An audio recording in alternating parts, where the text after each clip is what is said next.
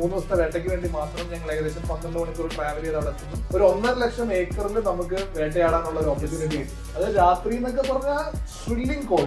ഇത് ശരിക്കും നമുക്കൊരു ഒരു ഒരു ഒരു ഫണ്ണാണ് ശരിക്കും. മൃഗത്തിനെ കൊന്ന് അല്ല അതൊക്കെ ഒരു ഫണ്ണാകണം, ഇവനെന്ത് കൂറാണ് ചിന്തിക്കുന്നത്. നിങ്ങളുള്ളതിനൊക്കെ ഷൂട്ട് ചെയ്യാണ്ടിരിക്കുക, പ്രഗ്നന്റ് ഉള്ളതിനെ നമ്മൾ നോക്കുക, അത് നമ്മൾ ഫോക്കസ് വേണം. ഈ ആനിമൽ വരുമ്പോൾ നമ്മൾ ഹണ്ട് ചെയ്യാൻ വേണ്ടി ഇങ്ങനെ ഉന്നം പിടിച്ചിരിക്കുമ്പോൾ ഈ ഫ്ലൈസ് മുഖത്തോട്ട് വരിക അല്ലെങ്കിൽ അത് നമ്മൾ ബോധർ ചെയ്യാറുണ്ട്. ലക്ഷ്യം അതാണ്, മാന അല്ലെങ്കിൽ അതിന്റെ ടാർഗറ്റ് ഫ്ലൈസ് നമ്മൾ ബോധർ ചെയ്യാറുണ്ട്. ഇത് കഴിയുന്ന വരെ ഒരു മൊമെന്റ് ഉണ്ടല്ലോ, ഒരു ടാർഗറ്റിനെ നമ്മൾ കണ്ടു അതിനെ ഷൂട്ട് ഡൗൺ ചെയ്യുന്നത് വരെയുള്ള ആ ഒരു മൊമെന്റ്, ആ ഒരു മൊമെന്റിൽ നമ്മൾ എന്താ ചെയ്യുന്നു, എങ്ങനെ അത് കഴിഞ്ഞിട്ട് നമ്മളോട്ട് വരുന്നുണ്ടോ അതെയോ അതിനെ മാത്രമേ ടാർഗറ്റ് ചെയ്യുന്നുള്ളൂ, അല്ലെങ്കിൽ അതിനെ നമ്മൾ ഷൂട്ട് ചെയ്ത് കഴിയുമ്പോൾ ഉണ്ടാകുന്ന റഷ് അല്ലെങ്കിൽ ആ ഫീലിങ്സ് എന്താണ്? മേടിച്ച് പ്രാക്ടീസ് ചെയ്തുകൊണ്ടിരുന്നത് ആഫ്രിക്കില്ല. നമ്മൾ ആഫ്രിക്ക ഒരുമിച്ച് പോകാറുണ്ട്. ഞങ്ങൾ ക്യാമ്പിങ്ങിനെ പോകണം മിക്കവാറും. ഞങ്ങൾ ഫാമിലി ആയിട്ട് ഞങ്ങൾ 2 ക്യാരവാനായിട്ട് ഞങ്ങൾ ഭാഗ്യവാന്മാരാണല്ലോ, അതായത് നിങ്ങളുടെ എല്ലാ തരത്തിലും വട്ടുകൾക്കും കൂട്ടു നിൽക്കുന്ന തീർച്ചയായിട്ടും ഇൻട്രസ്റ്റ് ആണോ എന്നൊക്കെ വരുമ്പോ നമുക്ക് വിഷമം വരും. കാരണം ഇതൊക്കെ നമ്മൾ അതേപോലെ ചോന്നൊക്കെ കൊണ്ടുവരുമ്പോ ഇച്ചിരി ഒരു പ്രാവശ്യം അവരെ കൊണ്ടുപോയാൽ മതി കൂടെ. നമുക്ക് അങ്ങനെ നമുക്ക് വില കൂടുതലാണ്. നല്ല സ്കോപ്പ്, പിന്നെ ലൈറ്റുകള്, നൈഫ്, ഇങ്ങനെ ഒത്തിരി സാധനങ്ങൾ.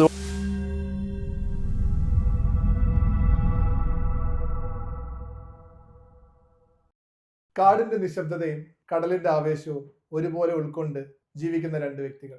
കാട്ടിലൂടെ ട്രക്ക് ചെയ്ത കഥകളും കടലിൽ നിന്ന് അടർത്തിയെടുത്ത ഓർമ്മകളും എല്ലാം നമുക്ക് പങ്കുവയ്ക്കാൻ ഇന്ന് നമുക്ക് 2 അതിഥികളാണുള്ളത്. It's none other than our dearest Varun and Ajay. Welcome to Joy talks. Thank you. Man versus wild അല്ലെങ്കിൽ റൈഫിൾ ക്ലബ്ബ്, ഇങ്ങനെയൊക്കെയുള്ള ഓരോ പേരുകളാണ് നിങ്ങളെപ്പറ്റി സങ്കല്പിക്കും മനസ്സിലോട്ട് വരുന്നത്. പക്ഷെ നിങ്ങളുടെ ഈ ഗാങ്ങിന് നിങ്ങൾ തന്നെ ഒരു പേരിട്ടിട്ടുണ്ടോ, അതെയോ നിങ്ങളെ നാട്ടുകാരെ വിളിക്കുന്ന വേറെ എന്തെങ്കിലും ഒരു നിക് നെയിം ഉണ്ടോ നിങ്ങളുടെ ഈ ഗാങ്ങിന്? നമുക്ക് അങ്ങനെ പ്രത്യേകിച്ച് പേരില്ല.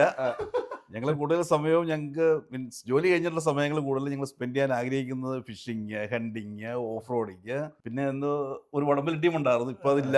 അപ്പൊ ഇങ്ങനെയുള്ള ആക്ടിവിറ്റികൾ, എക്സ്ട്രാ ആക്ടിവിറ്റികൾക്ക് വേണ്ടിയിട്ടാണ് നമ്മൾ സമയം സ്പെൻഡ് ചെയ്യാൻ ആഗ്രഹിക്കുന്നത്, ചെയ്തുകൊണ്ടിരിക്കുന്നത്. പ്രത്യേകിച്ച് പേരിട്ട് വിളിക്കുന്നില്ല. അല്ലെങ്കിൽ ഇപ്പൊ ഒരു പേരിടണമെന്നുണ്ടെങ്കിൽ എന്ത് പേരിടും നിങ്ങൾ? നമുക്ക് റൈഫിൾ ക്ലബ്ബ് കടമെടുക്കാം. വേണമെങ്കിൽ 100 ബോയ്സ് വേണമെങ്കിൽ ഇടാം. ഇനിയിപ്പോ നമ്മൾ ഒരുമിച്ച് ഒരു സ്ഥലത്ത് പോകുന്നുണ്ടെങ്കിൽ തന്നെ ഇനിയിപ്പോ കുറച്ച് കൂടുതൽ ആൾക്കാർ വരാണെന്നുണ്ടെങ്കിൽ നമ്മൾ ആ സമയത്ത് ഈ ഗ്രൂപ്പിനൊരു പേര് കൊടുക്കും. അത് കഴിയുമ്പോൾ അത് മാറും. അടിപൊളി നല്ലൊരു ഉത്തരവായിരുന്നു. ഞാൻ ഡൗട്ട് വെച്ചോട്ടെ, ഒരു ആവറേജ് മലയാളിയുടെ വീക്കെൻഡ് എന്ന് പറയുന്നത് ഒരു പക്ഷേ മൂവീസ് കാണുക, ഫുഡ് അടിക്കുക, അല്ലെങ്കിൽ ഒരു ഗെറ്റ് ടുഗദർ. ഞാൻ വരുൺ ചേട്ടനെ അജയൻ ചേട്ടനെ കാണാൻ തുടങ്ങിയിട്ട് ഏകദേശം ഒരു 5-6 കൊല്ലമായി. ഇവരുടെ ഒരു മാസത്തിലൊരു വീക്കെൻഡ് ഡെഫിനറ്റ്ലി ഏതർ വേട്ടയ്ക്ക് പോകുന്നതായിരിക്കും, അല്ലെങ്കിൽ ഫിഷിങ്ങിന് പോകുന്നതായിരിക്കും, അല്ലെങ്കിൽ ക്യാമ്പിങ്ങിന് പോകുന്നതായിരിക്കും. അങ്ങനെ വ്യത്യസ്തമായ 2 കഥാപാത്രങ്ങൾ. എനിക്ക് ഭയങ്കര കൗതുകം എന്ന് പറയുന്നത്, ചേട്ടൻ എങ്ങനെയാണ് ഇങ്ങനെ കണ്ടുപിടിച്ചത് അജയ് ചേട്ടൻ? അതായത് ഓക്കെ, ഈ സെയിം പാഷനുള്ള 2 വ്യക്തികൾ തമ്മിൽ കണ്ടുമുട്ടുക എന്ന് പറയുന്നത് വളരെ വിരളമാണ്. അതിൽ നിങ്ങൾ ഇങ്ങനെ കണ്ടെത്തുകയും അല്ലെങ്കിൽ ഓക്കെ എനിക്ക് ഈ ടേസ്റ്റ് ഉണ്ട്, അജയ്ക്കും ഈ ടേസ്റ്റ് ഉണ്ട് എന്ന് കണ്ട് ആ ഒരു മൊമെന്റും, അത് കൂടാതെ ഈ വീക്കെൻഡ് എങ്ങനെയാണ് നിങ്ങൾ കുറച്ചുകൂടി കളർഫുൾ ആക്കുന്നത്? നമ്മൾ ശരിക്കും കണ്ടുമുട്ടിയത് ഒരു ഓഫ് റോഡ് ട്രിപ്പ് വെച്ചിട്ടാണ്. ഞങ്ങൾ ഫാമിലി ഒന്നിച്ചുള്ള ഒരു ട്രിപ്പായിരുന്നു. നമ്മൾ അങ്ങോട്ട് പിള്ളേർ തമ്മിൽ ഭയങ്കര കമ്പനിയായി. അത് കഴിഞ്ഞിട്ടാണ് പിന്നെ വൈഫുമാര് പരിചയപ്പെട്ടു. അങ്ങനെ വന്നിട്ടാണ് ഞങ്ങള് സ്റ്റാർട്ടപ്പ് ചെയ്യുന്നത്. അവിടെ തുടങ്ങിയതാണ്. പിന്നെ ഒന്നിച്ച് ഫിഷിംഗ് ആണ്, ഹണ്ടിങ്, ഇങ്ങനെ ഓരോ കാര്യങ്ങൾ ഒന്നിച്ച് പോകണം. വീക്കെൻഡുകൾ ക്യാമ്പിങ്ങിന് പോകും. ക്യാമ്പിംഗ് പ്ലസ് ഹണ്ടിങ് അല്ലേ? ഫ്ലിൻഡേഴ്സ് റേഞ്ചിലായിരുന്നു. അതെ. ആദ്യത്തെ ഒരുമിച്ചുള്ള ഹണ്ടിങ് ഫ്ലിൻഡേഴ്സ് റേഞ്ചിലായിരുന്നു. Off road. സാധാരണ ആൾക്കാര് ഒരു ഫുൾ ടൈം ജോലി ചെയ്യുന്ന ഒരാള് അവരവരുടെ വീക്കെൻഡ് അല്ലെങ്കിൽ ഓഫ് ഡേ കാണുന്നത് ഒന്ന് റിലാക്സ് ചെയ്യാനും അല്ലെങ്കിൽ സ്വസ്ഥമായിട്ടൊന്ന് ഇരുന്ന് ഒന്ന് ഫിസിക്കലി എൻഗേജഡ് ആവാണ്ടൊന്ന് സ്വസ്ഥത ആയിട്ട് ഇരുന്നിട്ടാണ് അവരുടെ നെക്സ്റ്റ് വീക്ക് സ്റ്റാർട്ട് ചെയ്യുന്നത്. പക്ഷെ ഇപ്പൊ നിങ്ങൾ ഇപ്പൊ പറഞ്ഞ ഈ ആക്ടിവിറ്റീസ് എല്ലാം ഭയങ്കര ഫിസിക്കലി എൻഗേജിങ് ആക്കുന്ന ആക്ടിവിറ്റീസ്. അപ്പൊ പുറത്തുനിന്ന് നോക്കുമ്പോൾ നമുക്ക് തോന്നുന്നത് പാട് പിടിപ്പിക്കുന്ന കുറച്ച് കാര്യങ്ങൾ ചെയ്യുമ്പോൾ അതെങ്ങനെയാണ് ഒന്ന് റെസ്റ്റ് ആയിട്ട് അടുത്ത വീക്കിലെ ജോലിയിലോട്ട് പോകുന്നത്? ഞങ്ങൾക്ക് റിലാക്സേഷൻ ആണ് ശരിക്കും. പിന്നെ ഇവിടെ ആവറേജ് മലയാളികൾ എന്ന് പറഞ്ഞാൽ പണിയെടുക്കണു, വീട് വാങ്ങിച്ചു കൂട്ടണു, അടുത്ത മോർഗേജ്, അടുത്ത മക്കൾക്ക് വേണ്ടി സേവ് ചെയ്യണം, ഇതൊക്കെയാണ് ചെയ്തുകൊണ്ടിരിക്കുന്നത്. പക്ഷേ ഞങ്ങളുടെ ടേസ്റ്റ് എന്ന് വെച്ചാൽ ഞാൻ ഫുൾ ടൈം ആയിട്ട് വർക്ക് ചെയ്തു, അഡ്ലൈൻ മെട്രോയിൽ വർക്ക് ചെയ്തുകൊണ്ടിരുന്നതാണ്. ഞാൻ ജോലി റിസൈൻ ചെയ്തു. ഇപ്പം ഞാൻ സ്വന്തമായിട്ട് ബിസിനസ്സാണ്, കട്ടൻ ബ്ലൈൻഡ്സ്, റോളർ ഷർട്ട്, ഇതിൻ്റെ ഒരു ബിസിനസ്സാണ്, റോയൽ കട്ടൻസ് പറഞ്ഞിട്ട്. കാരണം നമുക്ക് സമയം വേണം, നമ്മുടേതായ സമയം വേണം. കാരണം നമുക്ക് ഒത്തിരി മണി ഓറിയൻറ്റഡ് അല്ലത്. കാരണം നമ്മൾ ഈ പൈസ കുറേ ഉണ്ടാക്കണം, സമ്പാദിച്ചു വെക്കുന്നത് കാര്യമില്ല. നമുക്കൊരു മെന്റലി റിലാക്സേഷൻ, അതാണ് നമുക്ക് മെയിനായിട്ട് വേണ്ടത്. അത് ഫിസിക്കൽ ആക്ടിവിറ്റി കൂടുതലുള്ള ആക്ടിവിറ്റികളായിരിക്കും, പക്ഷെ ഞങ്ങൾ എൻജോയ് ചെയ്യുന്നു. ഞങ്ങൾക്ക് ഹാർഡ് വർക്ക് ആയിട്ട് ഒന്നും തോന്നാറില്ല. നമുക്ക് ഫ്ലോക്ക് എതിരായിട്ട് നീന്തിക്കൊണ്ടിരിക്കുന്നു. ഒരു തരത്തിൽ നോക്കിയാൽ വേട്ടക്കിടയിൽ എന്റെ ഗുരുനാഥനാട്ടോ വരുംചേട്ടൻ. ഞാൻ ആദ്യമായിട്ട് എന്റെ ലൈഫിൽ വേട്ടയ്ക്ക് വന്ന് വരുംചേട്ടൊപ്പം വളരെ വ്യത്യസ്തമായ ഒരു അനുഭവമായിരുന്നു. അതായത് ഒരുപക്ഷെ ഇവിടെ നിന്ന് നമ്മൾ ഏകദേശം ഒരു 12 മണിക്കൂർ ട്രാവൽ ചെയ്തു. എനിക്ക് തോന്നുന്നു ബ്രോക്കൺ ഹിൽ അപ്പുറം ന്യൂ സൗത്ത് വെയിൽസ്, അതായത് അഡ്ലേഡിൽ നിന്ന് ന്യൂ സൗത്ത് വെയിൽസ്, അതായത് നാട്ടിൽ വെച്ച് നോക്കുകയാണെങ്കിൽ കേരളത്തിൽ നിന്ന് ബാംഗ്ലൂരിന് അപ്പുറം പോകുന്ന ദൂരത്തിൽ ഞങ്ങൾ ട്രാവൽ ചെയ്ത് വേട്ടയ്ക്ക് വേണ്ടി മാത്രം 3 ദിവസത്തെ വേട്ടയ്ക്ക് വേണ്ടി മാത്രം ഞങ്ങൾ ഏകദേശം 12 മണിക്കൂർ ട്രാവൽ ചെയ്ത് അവിടെ എത്തുന്നു. ഒരു 1.5 ലക്ഷം ഏക്കറിൽ നമുക്ക് വേട്ടയാടാനുള്ള ഒരു ഓപ്പർച്യൂണിറ്റി കിട്ടി. അത് രാത്രി എന്നൊക്കെ പറഞ്ഞാൽ ഷ്രില്ലിംഗ് കോൾഡ്, കൂരിരുട്ടും കൊടും തണുപ്പും. അവിടെ ഞാനൊക്കെ അവശതയായിട്ടിരിക്കാൻ വരുംചേട്ടൻ രാത്രി ഫുൾ ഓണാണ്, ലെറ്റ്സ് ഡു ഇറ്റ്, ഇന്ന് പിടിച്ചിട്ടേ കാര്യമുള്ളൂ. അത് നമ്മള് പോണ സ്ഥലത്തൊക്കെ ശരിക്കും വൈൽഡ് ഡോഗ്, ഡിങ്കോസ്, അതൊക്കെ ഉള്ള സ്ഥലത്ത് നമ്മൾ പോയതെന്ന്. നമ്മളിങ്ങനെ യാത്രക്ക് ഇടയ്ക്ക് നമ്മളിങ്ങനെ പോകുമ്പോഴേ അന്നേരം ഇടയ്ക്ക് വരുന്ന മൃഗങ്ങളെയൊക്കെ നമുക്ക് എങ്ങനെ ഹണ്ട് ചെയ്യാൻ പറ്റുമോ? അതെയോ നമുക്ക് ശരിക്കും ഹണ്ടിങ് അങ്ങനെ ചെയ്യാൻ പറ്റത്തില്ല. കാരണം നമുക്ക് റോട്ടിൽ കാണാൻ ഉപയോഗിക്കാനൊന്നും പറ്റത്തില്ല. കാരണം നമ്മൾ ട്രാവൽ ചെയ്യുവാണെങ്കിൽ പോലും നമ്മൾ ഈ ഫയർ ആം എല്ലാ ലൈസൻസിനകത്ത് കുറേ റെസ്ട്രിക്ഷൻ ഉണ്ട്. അപ്പം നമ്മൾക്ക് ഹോൾഡ് ചെയ്യുന്ന ലൈസൻസ് സൗത്ത് ഓസ്ട്രേലിയൻ ലൈസൻസ് ആണ്. അപ്പോൾ നമ്മൾ അടുത്ത സ്റ്റേറ്റിൽ പോകണമെങ്കിൽ അവിടെയുള്ള ഫയർ ആം ഡിവിഷനുമായിട്ട് നമ്മൾ ബന്ധപ്പെട്ടിട്ട്, അപ്പോൾ അവർ നമ്മൾ കുറേ ക്വസ്റ്റ്യൻ ഉണ്ട്, നമ്മൾ എവിടെയാണ് പോണത്, എവിടെയാണ് ഫയർ ആം കീപ്പ് ചെയ്യണത്, ഏത് പ്രോപ്പർട്ടിയിലാണ് പോണത്, ഇതെല്ലാം നമ്മളെ അവരെ ഇൻഫോം ചെയ്യണം. അപ്പോൾ അതിനുശേഷം അവർ നമുക്ക് പെർമിഷൻ തരാം. അത് ഇമെയിൽ വഴിയോ ഒക്കെ ആയിരിക്കാം. അത് നമ്മൾ ക്യാരി ചെയ്യണമെന്നുണ്ട്. അപ്പോൾ പോണ വഴിക്ക് നമുക്ക് തോക്കെടുത്ത് ഷൂട്ട് ചെയ്യാനോ പബ്ലിക് ആയിട്ട് എടുക്കാനൊന്നും പറ്റത്തില്ല. കാരണം അത് വെരി സ്ട്രിക്റ്റ് ആണ്. കാരണം അത് അങ്ങനെ ചെയ്താൽ നമ്മുടെ ലൈസൻസ് പോകും, നമ്മൾ പണിഷബിൾ ആവും. പിന്നെ നിങ്ങളുടെ ഫസ്റ്റ് ഹണ്ട് ഓർമ്മയുണ്ടോ? അതായത് ഫസ്റ്റ് ടൈം ഹണ്ട് ചെയ്ത് നമ്മൾ ഈ ഫസ്റ്റ് ലവ് എന്നൊക്കെ പറയുന്നത്, അത് ഇങ്ങനെ മനസ്സിൽ തങ്ങിയിരിക്കുന്ന ഓർമ്മകളാണ് ഈ ഫസ്റ്റ് ഹണ്ട് എന്ന് പറയുന്നത്. ഫസ്റ്റ് ഹണ്ട് ഞാൻ പോയത് ബുറയിലാണ്. നമ്മൾ ആടിന് പിടിക്കാൻ പോയത്. അന്ന് നമ്മൾ കുറെ ആടിന് പിടിച്ചു. അപ്പൊ അന്ന് എനിക്ക് അതൊരു ഫസ്റ്റ് എക്സ്പീരിയൻസ് ആയിരുന്നു. ശരിക്കും പറഞ്ഞു കഴിഞ്ഞിട്ടുണ്ടെങ്കിൽ അത്ര വിചാരിച്ചില്ല ഞാൻ. കാരണം നമ്മൾ പോണ സ്ഥലങ്ങളൊന്നും അത്ര പായ വിരിച്ച സ്ഥലങ്ങളൊന്നും അല്ല, മൊത്തം കാടും പടലാണ്. പിന്നെ ഞാൻ വിചാരിച്ചു കുറച്ച് അധികം നടക്കാതെ തന്നെ ഒരു ആടിന് ഷൂട്ട് ചെയ്തെടുക്കാന്ന് വിചാരിച്ചേ. ഈസി ആയിട്ട് അടിക്കാൻ നോക്കിയത്. കക്ഷി ആട് നിൽക്കുന്നത് ഈ ഹില്ലിന്റെ അപ്പുറത്തെ ഹില്ലില്. ഇവിടുന്ന് അടിച്ചു. പിന്നെ നമുക്ക് പ്രതീക്ഷിക്കുന്നില്ല, നമ്മൾ അങ്ങനെ നടക്കുക. കുറെ നടന്ന് പുള്ളി വെറ്റടിച്ചു പോവുക. എൻ്റെ ആയതുകൊണ്ട് നമുക്ക് അത്ര പ്രതീക്ഷിക്കുന്നില്ലല്ലോ. പുള്ളിയുടെ പിന്നാലെ നടക്കുക തന്നെ. കുറെ നാളെ നമ്മുടെ ബ്രത്തൊക്കെ പോയി. പിന്നെ മിണ്ടാൻ പറ്റുമോ? ഫസ്റ്റ് ഇതില് നമ്മള് മോശമായി കഴിഞ്ഞിട്ടുണ്ടെങ്കിൽ പിന്നെ റിജക്ട് ചെയ്താലോ. ആശാൻ നമ്മുടെ ആശാനും ഉണ്ടോ? എന്നിട്ട് പിന്നെ ഞങ്ങളൊരു കുറെ നടന്നു. ഈ ഇതിന്ന് ഇറങ്ങി അടുത്തേൽ കയറി. അത് കഴിഞ്ഞപ്പോഴാണ് ആള് പറയണത് പൊക്കിയെടുത്ത് തടത്തിട്ട് തിരിച്ചു കൊണ്ടുവരണം.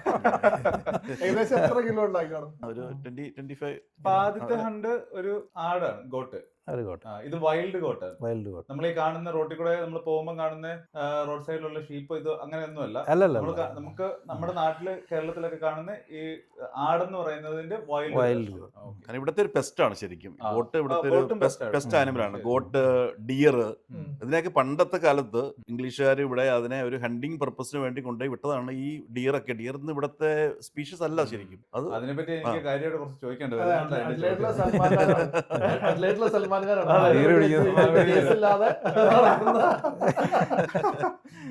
അപ്പൊ ഈ ആടിനെ നമ്മളെ ഈ തോളത്തിട്ടുകൊണ്ട് വരുന്ന പറഞ്ഞാൽ, ഇപ്പം നമ്മൾ ഈ സിനിമയിലൊക്കെ കാണുന്ന പോലെ നിങ്ങൾ രണ്ടുപേരുള്ള സ്ഥിതിക്ക് നമ്മളിങ്ങനെ നീളത്തിൽ ഒരു കമ്പയിൽ ഇങ്ങനെ വെച്ച് കെട്ടി അങ്ങനെ കൊണ്ടുവരാൻ പറ്റത്തില്ല. ഒരു കമ്പ് കിട്ടാവുന്നുണ്ടെങ്കിൽ അങ്ങനെ ചെയ്യും. അതല്ലെങ്കിൽ മാക്സിമം പുള്ളി ചോക്കും. പക്ഷെ 1-2 ആടുണ്ടെന്നുണ്ടെങ്കിൽ എടുത്ത് വലിച്ചു കൊണ്ടുവരണം. ചിലപ്പോൾ വലിക്കും, ചിലപ്പോൾ പൊക്കി എടുത്ത് വെക്കും. ഇനി അത്രയും വെയിറ്റ് ആണെങ്കിൽ നമ്മൾ അവിടെ വെച്ച് തന്നെ അതിന്റെ കാലും ബാക്ക് സ്ട്രിപ്പ് എടുത്ത് ബാഗിലാക്കി ഞങ്ങൾ കൊണ്ടുവരും. ഒരുപക്ഷെ പ്രേക്ഷകർക്ക് ഇത് വളരെ എളുപ്പമെന്ന് തോന്നുമെങ്കിലും ഈ തോക്കും ചുമക്കണം, അത് കൂടാതെ വെടിവെച്ചിട്ട് ആടിനെയും തിരിച്ച് ചുമന്ന് ഇങ്ങോട്ട് വരണം. തോക്കൊരു 5 to 10 കിലോ വരെ തോക്കിന് വെയിറ്റ് വരുന്നുണ്ട്. ജിമ്മിൽ പോകണ്ട സത്യം പറഞ്ഞാൽ, ജിമ്മിൽ പോകേണ്ട ആവശ്യമില്ല. മാസത്തിലൊരു തവണ പോയാൽ മതി. അത്യാവശ്യം നടക്കാനുള്ള സ്ഥലമുണ്ട്, വെയിറ്റ് ലിഫ്റ്റിംഗും ഉണ്ട്. ചേട്ടാ ഞാൻ അതിനോടൊപ്പം തന്നെ ഒരു ചോദ്യം ചോദിച്ചോട്ടെ, ചേട്ടനെ അടിച്ച മൃഗങ്ങൾ നോക്കും, അതായത് വേട്ടയാടിയ മൃഗങ്ങളുടെ ഒരു ലിസ്റ്റ് എടുക്കുകയാണെങ്കിൽ ചെറുത് തൊട്ട് വലുത് വരെയുള്ള ഒരു ലിസ്റ്റ് പറയാമോ? തീർച്ചയായിട്ടും. ഇപ്പം നമുക്കിവിടെ ഉള്ളത് കൂടുതലും മുയലുണ്ട്, പിന്നെ മുയലിന്റെ തൊട്ട് വലുതൊരു ഒരു ഇതുണ്ട്, അതിന് ഹെയർ എന്നാണ് ഇവിടെ പറയുന്നത്, അതുണ്ട്. പിന്നെ വരുന്നത് വൈൽഡ് ഗോട്ട്, ഡിയർ, ഇതാണ് ഇവിടെയുള്ള സ്പീഷ്യസ് ശരിക്കും. പിന്നെ നമ്മൾ ഡിങ്കോനെ ഷൂട്ട് ചെയ്തിട്ടുണ്ട്. ഡിങ്കോ ഇവിടെ ഒരു പെസ്റ്റ് ആണ്, ഒത്തിരി ഉണ്ട്, അതാണ് ഷൂട്ട് ചെയ്തിട്ടുണ്ട്. പിന്നെ ഫോക്സിനെ ഷൂട്ട് ചെയ്തിട്ടുണ്ട്. ഇതൊക്കെയാണ് നമുക്ക് ഇവിടെയുള്ള സ്പീഷീസ്. ചേച്ചിയുടെ ഒരു ലിസ്റ്റ് ഇതൊക്കെ തന്നെ ഇതൊക്കെ തന്നെ. ഞങ്ങൾ ഒരുമിച്ചാണല്ലോ പോകുന്നത്. അല്ല, ഇത് ആദ്യം ഷൂട്ട് ചെയ്യാൻ പോയ സമയത്ത് നമ്മൾ ഇത് ആദ്യത്തെ ഷൂട്ട് കഴിഞ്ഞപ്പം ഇത് ഞാനൊരു പ്രൊഫഷണൽ ആയിരുന്നു തോന്നിയോ അതെയോ ഇതെനിക്ക് പറ്റിയ പണിയല്ലാന്ന് തോന്നി? എന്താ തോന്നി? ആദ്യത്തെ എക്സ്പീരിയൻസ് എന്തായിരുന്നു ഫീൽ ചെയ്ത് ആദ്യത്തെ ആനിമലിനെ ഷൂട്ട് ചെയ്ത് ഇട്ടപ്പോ? ഞാൻ വലിയ ഹണ്ടറാണെന്ന് തോന്നി. ഞാൻ ശിക്കാരി ശമ്പം വെച്ചപ്പോ കൊണ്ടല്ലോ എന്ന് തോന്നി. അപ്പൊ എന്തായാലും നമുക്ക് കൂടെ വരുന്ന ആൾക്കാരൊക്കെ നമ്മൾ അപ്രീഷിയേറ്റ് ചെയ്യുന്നു. ഇപ്പൊ അജയ് ചേട്ടന്റെ വാക്കുകളിൽ വരുൺ ചേട്ടനാണ് അദ്ദേഹത്തെ ആദ്യമായിട്ട് കൊണ്ടുപോയത് എന്നുള്ളൊരു സ്റ്റേറ്റ്മെന്റ് കേട്ടു. അപ്പൊ വരുൺ ചേട്ടാ, ഇപ്പൊ ഫുട്ബോൾ കളി, ക്രിക്കറ്റ് കളി, ബാഡ്മിന്റൺ, ഇതൊക്കെ നമുക്ക് കോളേജിൽ ഒരു ഫസ്റ്റ് ട്രയൽ കിട്ടും. ഓക്കെ, ഇങ്ങനെ ചെയ്താൽ ഓക്കെ നമുക്ക് ഇത് പോകാൻ പറ്റും, അല്ലെങ്കിൽ നമുക്കൊരു ഒരു കുറെ എക്സ്പീരിയൻസോ അല്ലെങ്കിൽ റെഫറൻസോ നമുക്ക് വേറെ സ്ഥലത്ത് നിന്ന് കിട്ടും. പക്ഷെ ഈ വേട്ടയാടാൻ പോവുക എന്നുള്ളത്, ചേട്ടന്റെ വീട് വയനാടല്ലേ? ഇല്ല, എന്റെ വീട് ഇടുക്കിയാണ്, തൊടുപുഴ. ഇടുക്കി തൊടുപുഴ ഹൈ റേഞ്ച് ആയതിന്റെ ഒരു എക്സ്പീരിയൻസ് ആണോ, അല്ലെങ്കിൽ എങ്ങനെയാണ് ചേട്ടൻ വേട്ടയിലേക്ക് വന്നത്?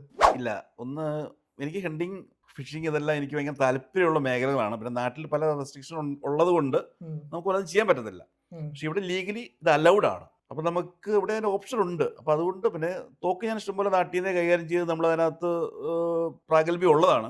ചെറുപ്പം തൊട്ടേ ചേട്ടന്റെ വീട്ടിലൊരു തോക്കുണ്ട്. പിന്നെ അപ്പൊ അതിനുശേഷം നമ്മൾ ഇവിടെ വന്നു, ലൈസൻസ് എടുത്തു. അപ്പൊ നമുക്കറിയാം ഉപയോഗിക്കേണ്ടത് എങ്ങനെയാന്ന്. പിന്നെ നമ്മൾ ഹണ്ടിങ് പ്രോപ്പർട്ടികൾ കണ്ടുപിടിച്ച് തുടങ്ങി. 1, 2 ഇങ്ങനെ ഓരോന്ന് അടപ്പ് ചെയ്ത് പ്രോപ്പർട്ടി നമുക്കിപ്പോൾ ധാരാളം ഉണ്ട്. അപ്പോൾ നമ്മൾ വീക്കെൻഡ് നമുക്ക് ഫ്രീ ഉള്ള സമയമൊക്കെ നോക്കിയിട്ട് നമ്മൾ ജോലിയും കാര്യങ്ങളൊക്കെ ബിസിനസ്സൊക്കെ സൈഡിൽ വെച്ചിട്ട് നമ്മൾ ആ സമയം കണ്ടുപിടിച്ചതിന് വേണ്ടി പോകും. പിന്നെ സമയനഷ്ടം, ധനനഷ്ടം. അല്ല, ഇത് ശരിക്കും നമുക്കൊരു ഒരു ഫണ്ണാണ് ശരിക്കും.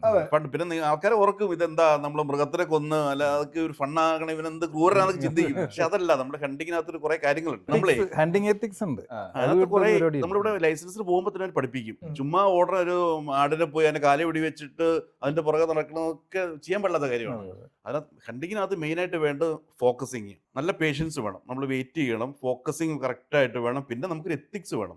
ഒരു മൃഗത്തിനെ ഷൂട്ട് ചെയ്യുവാണെങ്കിൽ എത്രയും പെട്ടെന്ന് അത് മരിച്ചു എന്ന് ഉറപ്പാക്കണം. പിന്നെ അതിന്റെ കൂടെ കുഞ്ഞുങ്ങളുള്ളതിനെയൊക്കെ ഷൂട്ട് ചെയ്യാണ്ടിരിക്കുക, പ്രഗ്നന്റ് ഉള്ളതിനെ നമ്മൾ നോക്കുക. അത് നമ്മൾ ഫോക്കസ് വേണം, കണ്ടുപിടിക്കണം. ചുമ്മാ എന്തെങ്കിലും കണ്ടുപിടിച്ചു അതൊരു എത്തിക്സ് ഇല്ലാത്തവരുടെയും പോകും.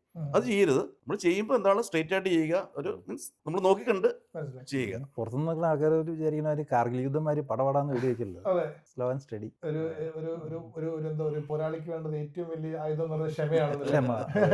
അത് നമുക്ക് ക്ഷമ കൂടുതൽ പഠിക്കുകയും ചെയ്യും.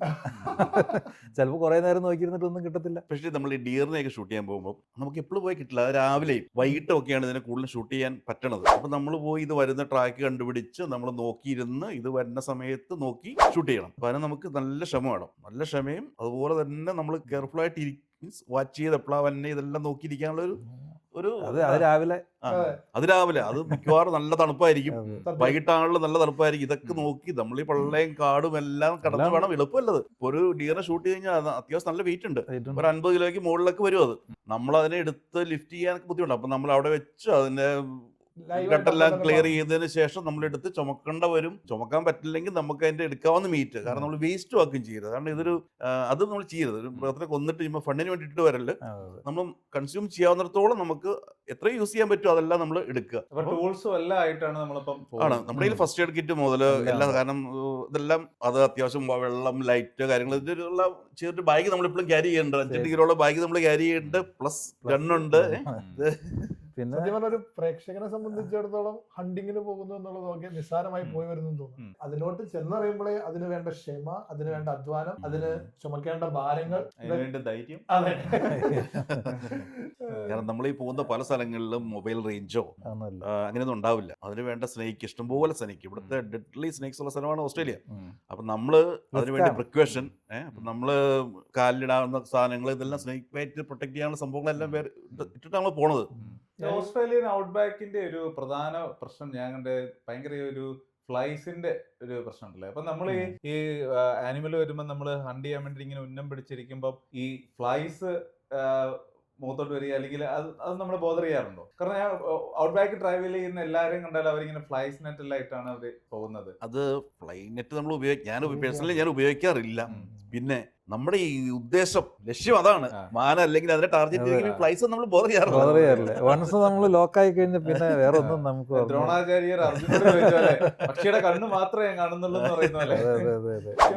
ഇൻട്രസ്റ്റിംഗ് പോയിന്റ് എന്ന് പറയുന്നത്, ഞാനും വരും ചേട്ടനും ടോബി ചേട്ടനും കൂടി നമ്മൾ ഈ ന്യൂസ് ഓത്തേഴ്സിൽ പോയി പറഞ്ഞു. അപ്പൊ ഞാൻ വരും ചേട്ടൻ അടുത്തേക്കാണ്, വരും ചേട്ടാ പ്രാഥമിക ആവശ്യങ്ങൾക്ക് നമുക്കുള്ള സൗകര്യങ്ങൾ ഏതാണ്? കാടാണ് നമ്മുടെ വീട്. അതാണ് ഇതിന്റെ ഹൈലൈറ്റ്. ഒരു ശകലം തന്ന് വരും ചേട്ടൻ വിട്ടു പോയിക്കോളാം. എല്ലാം ഒന്ന് ഫ്രീ ആവാം. അത് ഇവിടെയൊക്കെ സ്കൂളിൽ തന്നെ പിള്ളേരെ ക്യാമ്പിങ്ങിനെ കൊണ്ടുപോകുമ്പോൾ ഇങ്ങനത്തെ പരിപാടികളൊക്കെ ഉണ്ട്. കാരണം അത് നോർമലാണ് ഇവിടെ ശരിക്കും. ഒരു ആധുനിക മനുഷ്യനിൽ നിന്ന് എന്തായിരുന്നു യഥാർത്ഥ മനുഷ്യനെന്ന് എനിക്ക് തെളിയിച്ചത്. ഇനി ഈച്ച വരുമ്പോൾ കൂടുതൽ പേടിക്കണമല്ലോ. ആ സമയത്ത് ഈച്ച വരാറില്ല. ചേട്ടാ അതുപോലെ ഈ ഒരു ഹണ്ടിന് അല്ലെങ്കിൽ ആ ഒരു ഹണ്ടിന് മുന്നേ നമ്മളൊരു ടാർഗറ്റിനെ ലോക്ക് ചെയ്ത് കഴിയുമ്പോൾ നമ്മുടെ മനസ്സിൽ ആ ടാർഗറ്റിനെ ഷൂട്ട് ചെയ്ത് കഴിയുന്ന വരെ ഒരു മൊമെന്റ് ഉണ്ടല്ലോ. ഒരു ടാർഗറ്റിനെ നമ്മൾ കണ്ടു, അതിനെ ഷൂട്ട് ഡൗൺ ചെയ്യുന്നത് വരെയുള്ള ആ ഒരു മൊമെന്റ്, ആ ഒരു മൊമെന്റിൽ നമ്മൾ എന്താണ് ചേട്ടന് വേറെ എന്തെങ്കിലും കാര്യം മനസ്സിലോട്ട് വരുന്നുണ്ടോ? അതെയോ അതിനെ മാത്രമാണ് ടാർഗറ്റ് ചെയ്യുന്നുള്ളൂ, അല്ലെങ്കിൽ അതിനെ നമ്മൾ ഷൂട്ട് ചെയ്ത് കഴിയുമ്പോൾ ഉണ്ടാകുന്ന ആ ഒരു ഇമ്മീഡിയറ്റ് അഡ്രിനാലിൻ റഷ് അല്ലെങ്കിൽ ആ ഫീലിങ്സ് എന്താണ്? എല്ലാ കാര്യങ്ങളും നമുക്ക് അങ്ങനെ പുറത്തു പറയാൻ പറ്റത്തില്ല. കുറേ കാര്യങ്ങൾ സീക്രട്സ് ഉണ്ട്. പിന്നെ നമ്മൾ അതിൽ ഇറങ്ങി വരുമ്പോഴാണ് നമ്മൾ കൂടുതൽ കാര്യങ്ങളൊക്കെ പറഞ്ഞു കൊടുക്കത്തുള്ളൂ. പിന്നെ ഇപ്പോൾ ഈ ഹണ്ടിങ് ലൈസൻസ് എടുക്കുമ്പോൾ തന്നെ നമുക്ക് കുറേ കാര്യങ്ങൾ പഠിക്കാൻ പറ്റും. എങ്ങനെ ഹണ്ട് ചെയ്യുന്നു, എങ്ങനെ ലോക്ക് ചെയ്യുന്നു, എങ്ങനെ അത് കഴിഞ്ഞിട്ട് നമ്മൾ അതിലേക്ക് ഷൂട്ട് ചെയ്യുന്നതിലേക്ക് വരുന്നു. കുറേ സീക്വൻസും കാര്യങ്ങളൊക്കെ ഉണ്ട്. ഷൂട്ട് ചെയ്ത് കഴിയുമ്പോൾ നമുക്കൊരു സന്തോഷം. അതെ, അത് വീണ് കഴിഞ്ഞിട്ടുണ്ടെങ്കിൽ പിന്നെ എടുക്കടാ, ഓർഡറാ, ചാടാ, പിടിക്കടാന്നും പറഞ്ഞ്. പക്ഷെ ഒരു ഗ്രൂപ്പാണെങ്കിൽ ഒന്നും ഉണ്ടാവില്ല, ഒരു വേറെ സൗണ്ട് ഒന്നും ഉണ്ടാക്കില്ല. കാരണം അവരുടെ വീടിന് അടുത്ത് തന്നെ നമ്മൾ ടാർഗറ്റ് ചെയ്യുന്നു. ഇപ്പൊ പുറത്ത് പറയാൻ മേലാത്ത സീക്രട്സും ഇതിന്റെ ഇടയ്ക്ക് what happens in hunting stays in hunting അതാണോ? അതെ, ഇതിന്റെ ബാക്ക്ഗ്രൗണ്ട് ഞാനൊരു വേടൻ ആവാം. അങ്ങനെ അത്ര പറയാൻ കൊള്ളാത്ത കാര്യമൊന്നുമല്ല. കാത്തിരിക്കാൻ വിഷമമില്ലാത്ത അല്ലെങ്കിൽ കാത്തിരിക്കാൻ അറിയുന്നവനാണ് നല്ലൊരു വേട്ടക്കാരൻ. ഈ പറയുന്ന പോലെ മുയല് കഴിഞ്ഞു, ആട് കഴിഞ്ഞു, ഈ നമ്മുടെ വരയാട് കഴിഞ്ഞു, പിന്നെ എന്തായാലും നമ്മുടെ മാൻ, ഡീർ കഴിഞ്ഞു. ഇനി അടുത്ത ഏറ്റവും വലിയ വേട്ടക്കാരന്റെ ആഗ്രഹം എന്ന് പറയുന്നത് ആഫ്രിക്കയിൽ പോയി ആനയെ അടിക്കുക, സിംഹത്തെ. അത് ഞാൻ പറയാതിരിക്കുന്നു. പുള്ളിയുടെ ഏറ്റവും വലിയ ആഗ്രഹം ചേട്ടാ കേൾക്കട്ടെ ആഗ്രഹങ്ങൾ. എനിക്കത് ഞാൻ കുറച്ച് നാൾ മുന്നേ, അത് കോവിഡിന്റെ സമയത്ത് ഞാൻ അത് പ്ലാൻ ഇട്ടിട്ട് ഏതാണ്ട് എല്ലാം സെറ്റായതാണ്. അൺഫോർച്ചുനേറ്റ്ലി കോവിഡ് വന്നതുകൊണ്ട് നമുക്കത് നടന്നില്ല. അപ്പോൾ അതിന് വേണ്ടിയിട്ട് ഞാനൊരു തോക്കും മേടിച്ച്, കാരണം ഈ എലിഫന്റ് ഹണ്ടിങ്ങിന് ഉപയോഗിക്കുന്ന വലിയ തോക്കുണ്ട്, അതായത് 375 H&H മാഗ്നം എന്ന് പറയുന്നത്. അത് ഓസ്ട്രേലിയയിൽ വളരെ കുറച്ചേ ഉള്ളൂ, കാരണം ഇവിടെ അതിൻ്റെ ആവശ്യമില്ല. കാരണം അത് ആ റൈഫിൾ യൂസ് ചെയ്യേണ്ട സ്പീഷീസ് ഇവിടെ കുറവാണ്. അത് ബൊഫല്ലോ മുതൽ മുകളിലേക്കുള്ള മൃഗത്തിന് അത് ആവശ്യമുള്ളൂ. അതിവിടെ ഉണ്ട്, ഡാർവിനിൽ ബൊഫല്ലോ ഉണ്ട്, കുറച്ച് ഉണ്ട്, അധികം ആൾക്കാർക്ക് ആ തോക്കില്ലത്. ഞാനാണെങ്കിൽ പോലും ആ തോക്കുമായിട്ട് റൈഫിൾ റേഞ്ചിലേക്ക് പോകുമ്പോൾ ഇവിടെയുള്ള ഇംഗ്ലീഷുകാർ വന്നിട്ട് ചോദിക്കും, ബ്രോ എനിക്കും തരാമോ ഷൂട്ട് ചെയ്യാന്നൊക്കെ ചോദിച്ചിട്ട് നമ്മൾ ഷെയർ ചെയ്യണം അവർക്ക്. പക്ഷേ അത് വളരെ കുറച്ചേ ഉള്ളൂ, എനിക്കതുണ്ട്. അപ്പോൾ ഇതൊക്കെ മേടിച്ച് ഞാൻ പ്രാക്ടീസ് ചെയ്തുകൊണ്ടിരുന്നത് ആഫ്രിക്കയ്ക്ക് വേണ്ടിയാണ്. പക്ഷെ നമ്മുടെ അത് ടാർഗറ്റ് കളഞ്ഞിട്ടില്ല, നമ്മൾ ആഫ്രിക്കയ്ക്ക് പോകും ഒരു ദിവസം. അത് ഇപ്പോൾ കുറച്ച് കാര്യങ്ങൾ കൊണ്ട് മാറി മാറി പോണതാണ്. എനിക്കതൊക്കെ നമ്മുടെ ബക്കറ്റ് ലിസ്റ്റിനകത്തുള്ളതാണ്. ആഫ്രിക്കയിൽ പോവുക, മീൻസ് ലയണ്, എലിഫന്റ്, ഇതെല്ലാം നമ്മുടെ ബക്കറ്റ് ലിസ്റ്റിലുള്ളതാണ്. സാധാരണക്കാരന്റെ ബക്കറ്റ് ലിസ്റ്റിന് എന്ത് വ്യത്യസ്തമാണ്. പിന്നെ ജിറാഫും അതുപോലെ തന്നെ ആഫ്രിക്കയിലെ ആൾക്കാർ ഹണ്ട് ചെയ്യുന്നത് കാണാറുണ്ട്. അതെ അതെ. 10 5 പേരെടുത്ത് വെച്ചാൽ എനിക്ക് അമേരിക്കയിൽ പോകണം, ലാസ് വേഗാസിൽ പോകണം എന്ന് പറയുന്ന സ്ഥലത്ത് ഇല്ല. അതിനകത്ത് നമ്മൾ ഈ ഹണ്ടിങ് മാത്രമല്ല, ഞാൻ ഫാമിലി ആയിട്ട് പോകാറുണ്ട്. ഫാമിലി വൈഫും ഞാനും തന്നെയായിട്ടും ഞങ്ങൾ ഓരോ ട്രിപ്പുകൾ ചെയ്യാറുണ്ട്. അപ്പം ഇതെല്ലാം ഉണ്ട്, എല്ലാം നമ്മൾ മാനേജ് പോകുന്നുണ്ട്. അല്ലാതെ നമ്മൾ ഈ ഹണ്ടിങ് മാത്രവും നമ്മൾ ഫാമിലിനെ ഞങ്ങൾ ക്യാമ്പിങ്ങിനെ പോണത് മിക്കവാറും ഞങ്ങൾ ഫാമിലി ആയിട്ട്, ഞങ്ങൾ 2 ക്യാരവാനായിട്ട് ഞങ്ങൾ പോണു, ക്യാമ്പ് ചെയ്യണു, ഷൂട്ട് ചെയ്യണു, അതിനെ നമ്മൾ അവിടെ വെച്ച് തന്നെ പ്രിപ്പയർ ചെയ്യണു, കഴിക്കണു, അതിനുള്ള സൗകര്യങ്ങളുണ്ട്. സത്യം ഒരു കണക്കിൽ നിങ്ങൾ ഭാഗ്യവാന്മാരാണല്ലോ. അതായത് നിങ്ങളുടെ എല്ലാ തരത്തിലും വട്ടുകൾക്കും കൂട്ടു നിൽക്കുന്ന ഒരു പ്രിയ മക്കൾ ഇൻട്രസ്റ്റ് ആണ്. പിന്നെ അവരും സാക്രിഫൈസ് ചെയ്യുന്നുണ്ട്. ഞങ്ങളിപ്പോ 2-3 ദിവസത്തേക്ക് മാറി നിൽക്കുമ്പോൾ എന്തായാലും അവർ മാനേജ് ചെയ്യണ്ടേ. നിങ്ങൾ ഹണ്ട് ചെയ്തിട്ട് തിരിച്ചു വരുമ്പോഴേ ആ ഹണ്ട് ചെയ്തിട്ട് കൊണ്ടുവരുന്ന മീറ്റ് നോക്കിയിരിക്കുന്ന കുറച്ച് ഫ്രണ്ട്സ് ഉണ്ട്. ഉണ്ട്. ഉണ്ട്. കാരണം നമ്മളെ ഈയിടെ ഇല്ലെങ്കിൽ ഇത് മുതലുണ്ട്. ഇത് ഹണ്ടിങ് നമ്മൾ രണ്ടുപേരും കൂടി പോണത് ഇത് നമ്മുടെ പാഷനാണ്. നമ്മൾ മീറ്റിനല്ല ശരിക്കും നമ്മൾ ഹണ്ടിങ്ങിന് പോണത്. പക്ഷെ നമ്മൾ മീറ്റ് ഒന്നും വേസ്റ്റ് ആക്കില്ല. നമ്മൾ കൊണ്ടുവന്നാലും നമ്മൾ ഇതെല്ലാം കൺസ്യൂം ചെയ്യാൻ പോകണില്ല. നമ്മൾ ഷെയർ ചെയ്യണം. ഷെയർ ചെയ്യുക, നമ്മള് സന്തോഷവാനാണ്. ഷെയർ ചെയ്യുന്നതിൽ സന്തോഷം കണ്ടെത്തുന്നു. അതെ അതെ. പക്ഷെ നമുക്ക് സങ്കടം വരുന്നതെന്ന് വെച്ചിട്ടുണ്ടെങ്കിൽ ഷെയർ ചെയ്യുന്ന സാധനത്തിൽ കല്ലുണ്ട്, പുല്ലുണ്ട് എന്നൊക്കെ പറഞ്ഞ് കംപ്ലൈന്റ് വരുമ്പോൾ നമുക്ക് വിഷമം വരും. കാരണം ഇതൊക്കെ നമ്മൾ അതേപോലെ ചുവന്നൊക്കെ കൊണ്ടുവരുമ്പോൾ ഇച്ചിരിയൊക്കെ ബുദ്ധിമുട്ടുകളൊക്കെ ഉണ്ടാവും. തീർച്ചയായിട്ടും. ഹണ്ടി മീറ്റ് അല്ലേ. അല്ല, ഒരു പ്രാവശ്യം അവരെ കൊണ്ടുപോയാൽ മതി കൂടെ ഒന്ന്. നമുക്ക് അങ്ങനെ എല്ലാവരെയും നമുക്ക് എല്ലാരെയും കൊണ്ടുപോകാൻ പറ്റുന്ന ടെറൈൻ അല്ല. പിന്നെ ആൾക്കാർക്ക് ഓർക്കണം ഇതൊക്കെ ഭയങ്കര ഈസിയാന്ന. അല്ല, നല്ല പൈസ, നല്ല ചെലവുണ്ട്. ചേട്ടൻ ഈ പറഞ്ഞ തോക്കില്ലേ ഇവിടെ കിട്ടാത്ത തോക്ക്, അത് ചേട്ടൻ ഇവിടെ അല്ല, ഇവിടെ ഉള്ളതാണത്. ഇവിടെ അധികം കോമൺ അല്ലെന്നേ ഉള്ളൂ. 375 H&H മാഗ്നം എന്ന് പറഞ്ഞ സാധനം ഇവിടെ ഉള്ളതാണ്. കാരണം എലിഫന്റ് ഹണ്ടിങ്ങിന് മെയിൻ ആയിട്ട് ഉപയോഗിക്കുന്നത് ഈ 375 അത് ഏറ്റവും മിനിമം റൈഫിളാണ്. പ്ലസ് മുകളിലേക്കുള്ളതാണ്. അതായത് 458 വിൻ മാഗ്നം, പിന്നെ ഉള്ളത് 500, 700 ഇങ്ങനെയുള്ള നെറ്റ്വർക്ക് ഇങ്ങനെയുള്ള തോക്കാണ് ഉപയോഗിക്കുന്നത്. അത് ഇവിടെ ആൾക്കാർ ഉപയോഗിക്കുന്നത് മെയിൻലി ഡാർവിൻ സൈഡിൽ ബഫല്ലോ, വാട്ടർ ബഫല്ലോ ഉണ്ടല്ലോ, അതിനുവേണ്ടി അത് ഉപയോഗിക്കാറുണ്ട്. പക്ഷെ ഒത്തിരി കോമൺ അല്ല. പഡ്ലൈഡിലൊന്നും അതിന്റെ യൂസ് ഇല്ല. കാരണം ഈ ഡിയറിനൊന്നും അതിന്റെ ആവശ്യമേ ഇല്ല. ഒരുപക്ഷെ അത്ര എളുപ്പമുള്ള ഒരു ഹോബി അല്ല കേട്ടോ, വളരെ എക്സ്പെൻസീവ് ഹോബിയാണ്. ഏകദേശം എത്ര വില വരും ചേട്ടാ തോക്കിന്?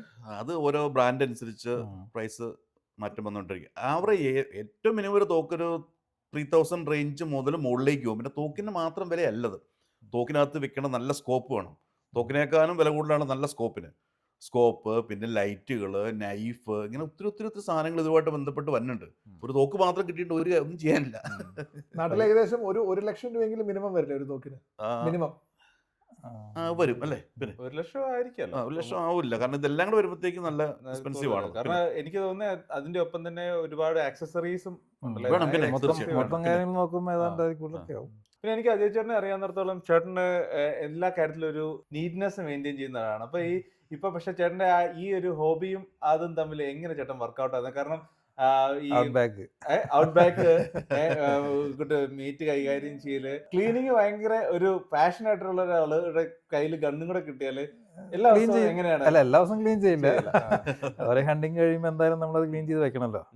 പിന്നെ ഹണ്ടിങ്ങിന് പോണേക്കും നമ്മുടെ നാട്ടിലെ പോലെ അല്ലെന്നേ. പുൾത്ര വലിച്ച് ചുവര കയറ്റി എന്ന് പറഞ്ഞാൽ ഇവിടെ പോലീസ് എടുത്തോണ്ടോ. ഇത് ഇത് സേഫിനകത്ത് വെക്കണം. അതിന്റെ ആമോസ് എടുത്ത് സെപ്പറേറ്റ് ലോക്ക് ചെയ്ത് വെക്കണം. പിന്നെ അതിന്റെ കീ നമ്മൾ തന്നെ സൂക്ഷിക്കണം. വേറെ ആർക്കും അതൊന്നും കൈകാര്യം ചെയ്യാൻ പറ്റത്തില്ല. അതിന് കുറച്ച് നിബന്ധനകളൊന്ന് പറയാമോ ചേട്ടാ? അതായത് ഒരു തോക്ക് നമ്മുടെ കയ്യിൽ അല്ലെങ്കിൽ ഒരു വീട്ടിൽ വെക്കുമ്പോൾ എന്താണ് നമ്മൾ പാലിക്കുന്നത്? നമ്മൾ ഒരു തോക്ക് നമ്മുടെ വീട്ടിൽ സ്റ്റോർ ചെയ്യുകയാണെന്നുണ്ടെങ്കിൽ അതിൻ്റെതായ ഒരു സേഫ് വേണം. അത് നമ്മുടെ അകത്തെ ചുവരിനോട് ചേർന്ന് നിലത്ത് ബോൾട്ട് ചെയ്ത് വെക്കുന്ന ഒരു സേഫ് ആയിരിക്കണം. അത് 2 mm 3 mm ആണ്. ഓരോന്നിനും ഓരോ ക്രൈറ്റീരിയ ഉണ്ട്. ചിലത് നമുക്ക് പുറത്ത് വെക്കാവുന്നതുണ്ട്, മീൻസ് ഷെഡിലൊക്കെ വെക്കാം. പക്ഷെ അതിന് തിക്നെസ് എല്ലാം കൂടുതലുള്ള മെറ്റൽ കൊണ്ട് സ്ട്രോങ് ആയിട്ടുള്ളത് വേണം. പിന്നെ ഈ തോക്കിന്റെ എണ്ണം അനുസരിച്ച് ഇതെല്ലാം മാറ്റമുണ്ട്. ഓരോന്നിനും ഓരോ ക്രൈറ്റീരിയ വരുന്നുണ്ട്. അത് എപ്പോൾ വേണമെങ്കിലും ചെക്ക് ചെയ്യപ്പെടാം. അല്ല, ചെക്ക് ചെയ്യാൻ വരും. പോലീസുകാർ ഇടയ്ക്ക് വരും ചെക്ക് ചെയ്യാൻ വന്നിട്ട് നമ്മൾ പ്രോപ്പറായിട്ട് അവിടെ മെയിൻറ്റെയിൻ ചെയ്യണത്. കാരണം തോക്ക് വെക്കേണ്ടതാണ് തോക്ക് വെച്ചേക്കണേ. കാരണം ഇതിന്റെ ബോൾട്ട്, മാഗസിന്, ആമോ ഇതെല്ലാം സെപ്പറേറ്റ് വെക്കണമെന്നുണ്ട്. ഇതെല്ലാം ഒന്നിച്ചൊക്കെ വെച്ച് കഴിഞ്ഞാൽ അവരൊന്ന് തോക്കിട്ട് എടുത്തുണ്ടോ. ഒരിക്കലും വെക്കാൻ പാടില്ല. ട്രാവൽ ചെയ്യുവാണെങ്കിലും അതെ, ലോഡ് ചെയ്ത് നമുക്ക് ആമോ ഇതെല്ലാം നമ്മൾ ലോക്ക് ചെയ്ത്, വണ്ടിക്കകത്താണെങ്കിൽ പോലും ലോക്ക് ചെയ്ത് ബോക്സ് സെപ്പറേറ്റ് കീപ്പ് ചെയ്യണം.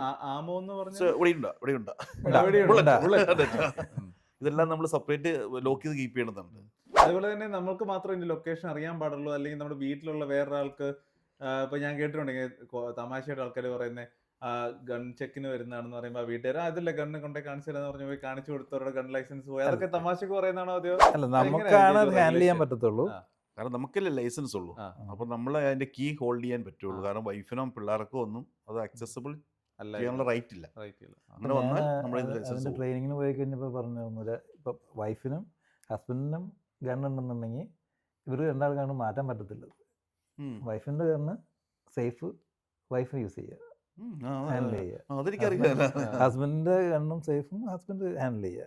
അത്രയ്ക്കും സ്ട്രിക്റ്റ് ആണ്. രണ്ടുപേർക്ക് കണ്ണില്ലാണ്ടിരിക്കണം നല്ലത്. അല്ല, ചിലപ്പോ 2 പേർക്ക് കണ്ണുണ്ടാകുമ്പോ 2 പേർക്ക് പേടി ഉണ്ടാവില്ല. ഒരാൾക്ക് മാത്രം കണ്ണുണ്ടാകുമ്പോഴാണ് ചിലപ്പോ പ്രശ്നം. പക്ഷെ ഗണ്ണുണ്ടായത് കൊണ്ട് ഒരു പ്രശ്നം വീട്ടിലുണ്ടാവാറില്ല കേട്ടോ. സാമ്പത്തിക നഷ്ടം മാത്രമല്ല.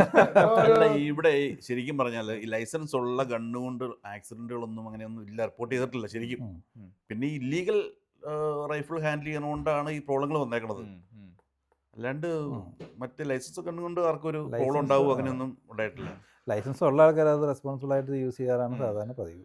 അല്ല ചേട്ടൻ ഈ ഉൾക്കാട്ടിലോട്ട് പോകുമ്പോഴേ നായാട്ടിന് വേണ്ടി പോകുമ്പോൾ ഭയങ്കര ഒരു ഡേഞ്ചറസ് മൊമെന്റ്സ് ഒക്കെ ഉണ്ടായിട്ടുണ്ടോ? അതായത് ഈ പാമ്പ് അല്ലെങ്കിൽ അസാധാരണമായ ശബ്ദങ്ങൾ, നമ്മൾ പറയില്ലേ പ്രേതത്തിന്റെ സാന്നിധ്യം, അങ്ങനെ എന്തെങ്കിലുമൊക്കെ ഒരു മൊമെന്റ്സ് ഉണ്ടായിട്ടുണ്ടോ? പേഴ്സണലി ഞാനൊരു ദൈവവിശ്വാസി അല്ല, അതുകൊണ്ട് എനിക്ക് അശ്ലീല സൗണ്ടുകളൊന്നും എനിക്ക് ബാധിക്കാറില്ല, പേടി എനിക്കില്ല. ഒന്ന് പ്രകൃതിയുടെ ശബ്ദം എനിക്ക് ഇഷ്ടമാണ്. അപ്പൊ എനിക്ക് ആ പേടിയില്ല. പിന്നെ ഉള്ള സ്നേഹിക്കാണ്. പാമ്പുകൾ ഇഷ്ടംപോലെ ഉണ്ട്, അത് ഞാൻ ഇഷ്ടംപോലെ കണ്ടിട്ടുണ്ട്. കാരണം ഞാനൊരു ഈവനിങ്ങിൽ മീൻസ് ആഫ്റ്റർ 3 o'clock നടന്നൊരു മീൻസ് ഡിയറിനെ കണ്ട് ഞാൻ ഇങ്ങനെ ചേസ് ചെയ്ത് എൻ്റെ പുറകെ പോവാണ്. കാരണം നമ്മുടെ കോൺസെൻട്രേഷൻ മൊത്തം ഡിയറിലാണ്. നമ്മളിങ്ങനെ പയ്യെ താഴേക്ക് നോക്കണം. അപ്പോൾ എനിക്ക് എന്തോ സംതിങ് ഞാൻ പാസ് ചെയ്തതിന് ശേഷം ഫ്ലോറിലുണ്ടോ എനിക്ക് സംശയം. തിരിഞ്ഞ് ഞാൻ നോക്കിയപ്പോൾ ഒരു ബ്ലാക്ക് പാമ്പ്, എന്താ പേരെന്ന് എനിക്കറിയില്ല. ആ സാധനം വന്നിട്ട് പയ്യെ ഹോളിലേക്ക് കയറിപ്പോയി. ഒരു പ്രോബ്ലം നമ്മൾ ചവിട്ടിയിട്ടില്ല. ചവിട്ടിയാൽ പോലും നമ്മൾ കടിച്ചാൽ നമുക്ക് കുഴപ്പമുണ്ടാവില്ല. കാരണം നമ്മൾ ഈ നീക്ക് താഴേക്ക് നമ്മൾ സ്നേക്ക് പ്രൊട്ടക്ട് ബയറ്റിൽ വെച്ചേകളാണ്. അപ്പോൾ അതുകൊണ്ട് കടിച്ചാലും കുഴപ്പമില്ല. ഈ നീക്കി താഴെയാണോ പൊതുവെ കടികൾ വരുന്നത്? സാധാരണ നോർമലി ഇവിടെ വലിയ കിങ് കോബ്രയൊന്നും ഇല്ലല്ലോ കൂടുതലും. അപ്പോൾ അതുകൊണ്ട് ഇതെല്ലാം കൂടുതൽ കടി വരുന്നത് അങ്ങോട്ടാണ്, ആ ഭാഗത്താണ്. അപ്പോൾ അതിനകത്ത് നമുക്കൊരു എന്താണ് സ്നേക്ക് പ്രൊട്ടക്ടർ എന്നൊരു സാധനം ഉണ്ട്. അതിനകത്ത് ജെല്ലാണ്. അപ്പോൾ സ്നേക്ക് കടിച്ചാൽ പോലും ആ പല്ല് അതിനുള്ളിൽ കയറുമ്പോൾ ആ ജെല്ലിനകത്ത് തന്നെ ഇതിൻ്റെ ബ്ലഡ് അതിൻ്റെ വെനം സ്റ്റോറായി പോകും. നമ്മൾ കല്ലിലേക്ക് കയറത്തില്ല. പിന്നെ ഓസ്ട്രേലിയയിലെ പാമ്പുകൾ നമ്മുടെ നാട്ടിലെ പോലെയല്ല, പല്ലിന്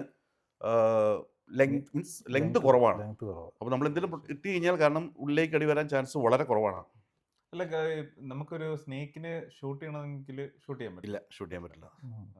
അതെന്താ അതിന്റെ റെഗുലേഷന്റെ പ്രശ്നം? ഇവിടെ ആരും സ്നേക്കിനെ കൊല്ലാറില്ല. ഒരു ബുള്ളറ്റ് പോകുന്നുള്ള പ്രശ്നമാണ്. അതല്ല അത് ഇല്ലീഗലാണ്. കാരണം സ്നേക്കിനൊന്നും നമ്മളിവിടെ ചെയ്യാറില്ല. അല്ല, മറ്റേ റൈഫിൾ ക്ലബിനകത്ത് പറയുന്നത് നാട്ടിലെ പോലെ അതിഥിയാണ്. അല്ല, ജീവൻ രക്ഷിക്കാൻ വേണ്ടിട്ട് മറ്റൊരു ജീവൻ എടുക്കുന്നതിൽ സ്വന്തം ജീവൻ രക്ഷിക്കാൻ അങ്ങനെ ഇവിടെ അങ്ങനെ അതിഥികളെ നമ്മൾ അങ്ങോട്ട് ആക്രമിക്കാറുമില്ല. അല്ലെങ്കിലും അങ്ങനെ പാമ്പ് അങ്ങനെ നമ്മളെ ഇങ്ങോട്ട് വന്ന് ആക്രമിക്കില്ല. ഇല്ല. പാമ്പ് അതിന്റേതായ വഴിക്ക് നമ്മൾ അറിയാണ്ട് ചവിട്ടിയാലൊക്കെ ഉള്ളൂ. അതിന് നമ്മൾ പ്രൊട്ടക്റ്റീവ് ഗിയർസ് ഉപയോഗിക്കുന്നുണ്ടല്ലോ. പക്ഷെ ഓസ്ട്രേലിയയിൽ പുറത്ത് നിൽക്കുന്നവർക്ക് ഈ പറയുന്ന റീൽസിലൂടെയൊക്കെ പാമ്പുകൾ അധികമുള്ളൊരു നാടാണ് ഓസ്ട്രേലിയ എന്ന് വിചാരിക്കുന്ന ഒരു പറ്റം ജനസമൂഹമുണ്ട് അല്ലെ? അവർക്കൊക്കെ ഉണ്ട്. കാരണം ഞാനൊക്കെ അയർലൻഡിൽ നിന്ന് വന്നതാണ്. അപ്പോൾ അയർലൻഡിൽ ഉണ്ടാകുന്ന സമയത്ത് പറയും അവിടെ പാമ്പില്ല.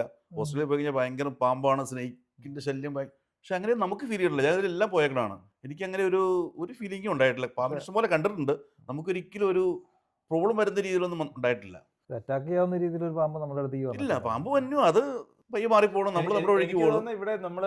ഇവിടെ ഒരു സ്നേക്കിനെ കണ്ട അത് ഒരു ഫോട്ടോ എടുത്ത് ഒരു ന്യൂസ് വരെ ഒരു വൈകുന്നേരത്തെ ന്യൂസ് ചിലപ്പോൾ ഏതെങ്കിലും വീട്ടിൽ സ്നേക്കിനെ കണ്ട അത് ന്യൂസ് ആയിട്ട്. പക്ഷെ നമ്മുടെ നാട്ടില് ഏതെങ്കിലും വീട്ടിൽ പാമ്പിനെ കണ്ട അത് ന്യൂസ് ആയിട്ട് വരാത്തതുകൊണ്ട് ചിലപ്പോൾ ഒരു പക്ഷേ നമ്മൾ അറിയപ്പെടാണ്ട് പോകുന്നതായിരിക്കും. ചിലപ്പോൾ ഒരാൾ അല്ലെങ്കിൽ ഒരു പബ്ലിക്കിലേക്ക് വരുന്ന സ്നേക്കുകളിലെ നോക്കിയാൽ എൻ്റെ ഒരു എക്സ്പീരിയൻസിൽ കൂടുതൽ സ്നേക്ക് നാട്ടിൽ തന്നെയാണ്. കാരണം ഞാൻ ഇവിടെ നമ്മുടെ ഔട്ട് ബാക്കിൽ പോകുമ്പോൾ കണ്ടാലേ, ഇവിടെ ലാൻഡ് ഒത്തിരി ലാൻഡ് ഉണ്ട്.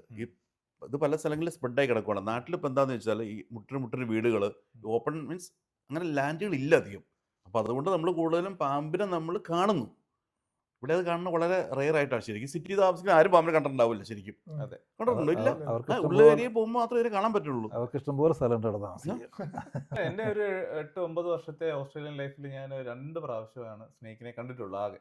ആ 2 പ്രാവശ്യവും ഔട്ട് ബാക്ക് പോയപ്പം കണ്ടതാണ്. അതിൽ ഒരെണ്ണം വണ്ടി കയറി കിടക്കുന്നതാണ് കണ്ടത്. ജീവനോടെ കണ്ടിട്ടുള്ള ഒരൊറ്റ തവണയേ ഉള്ളൂ.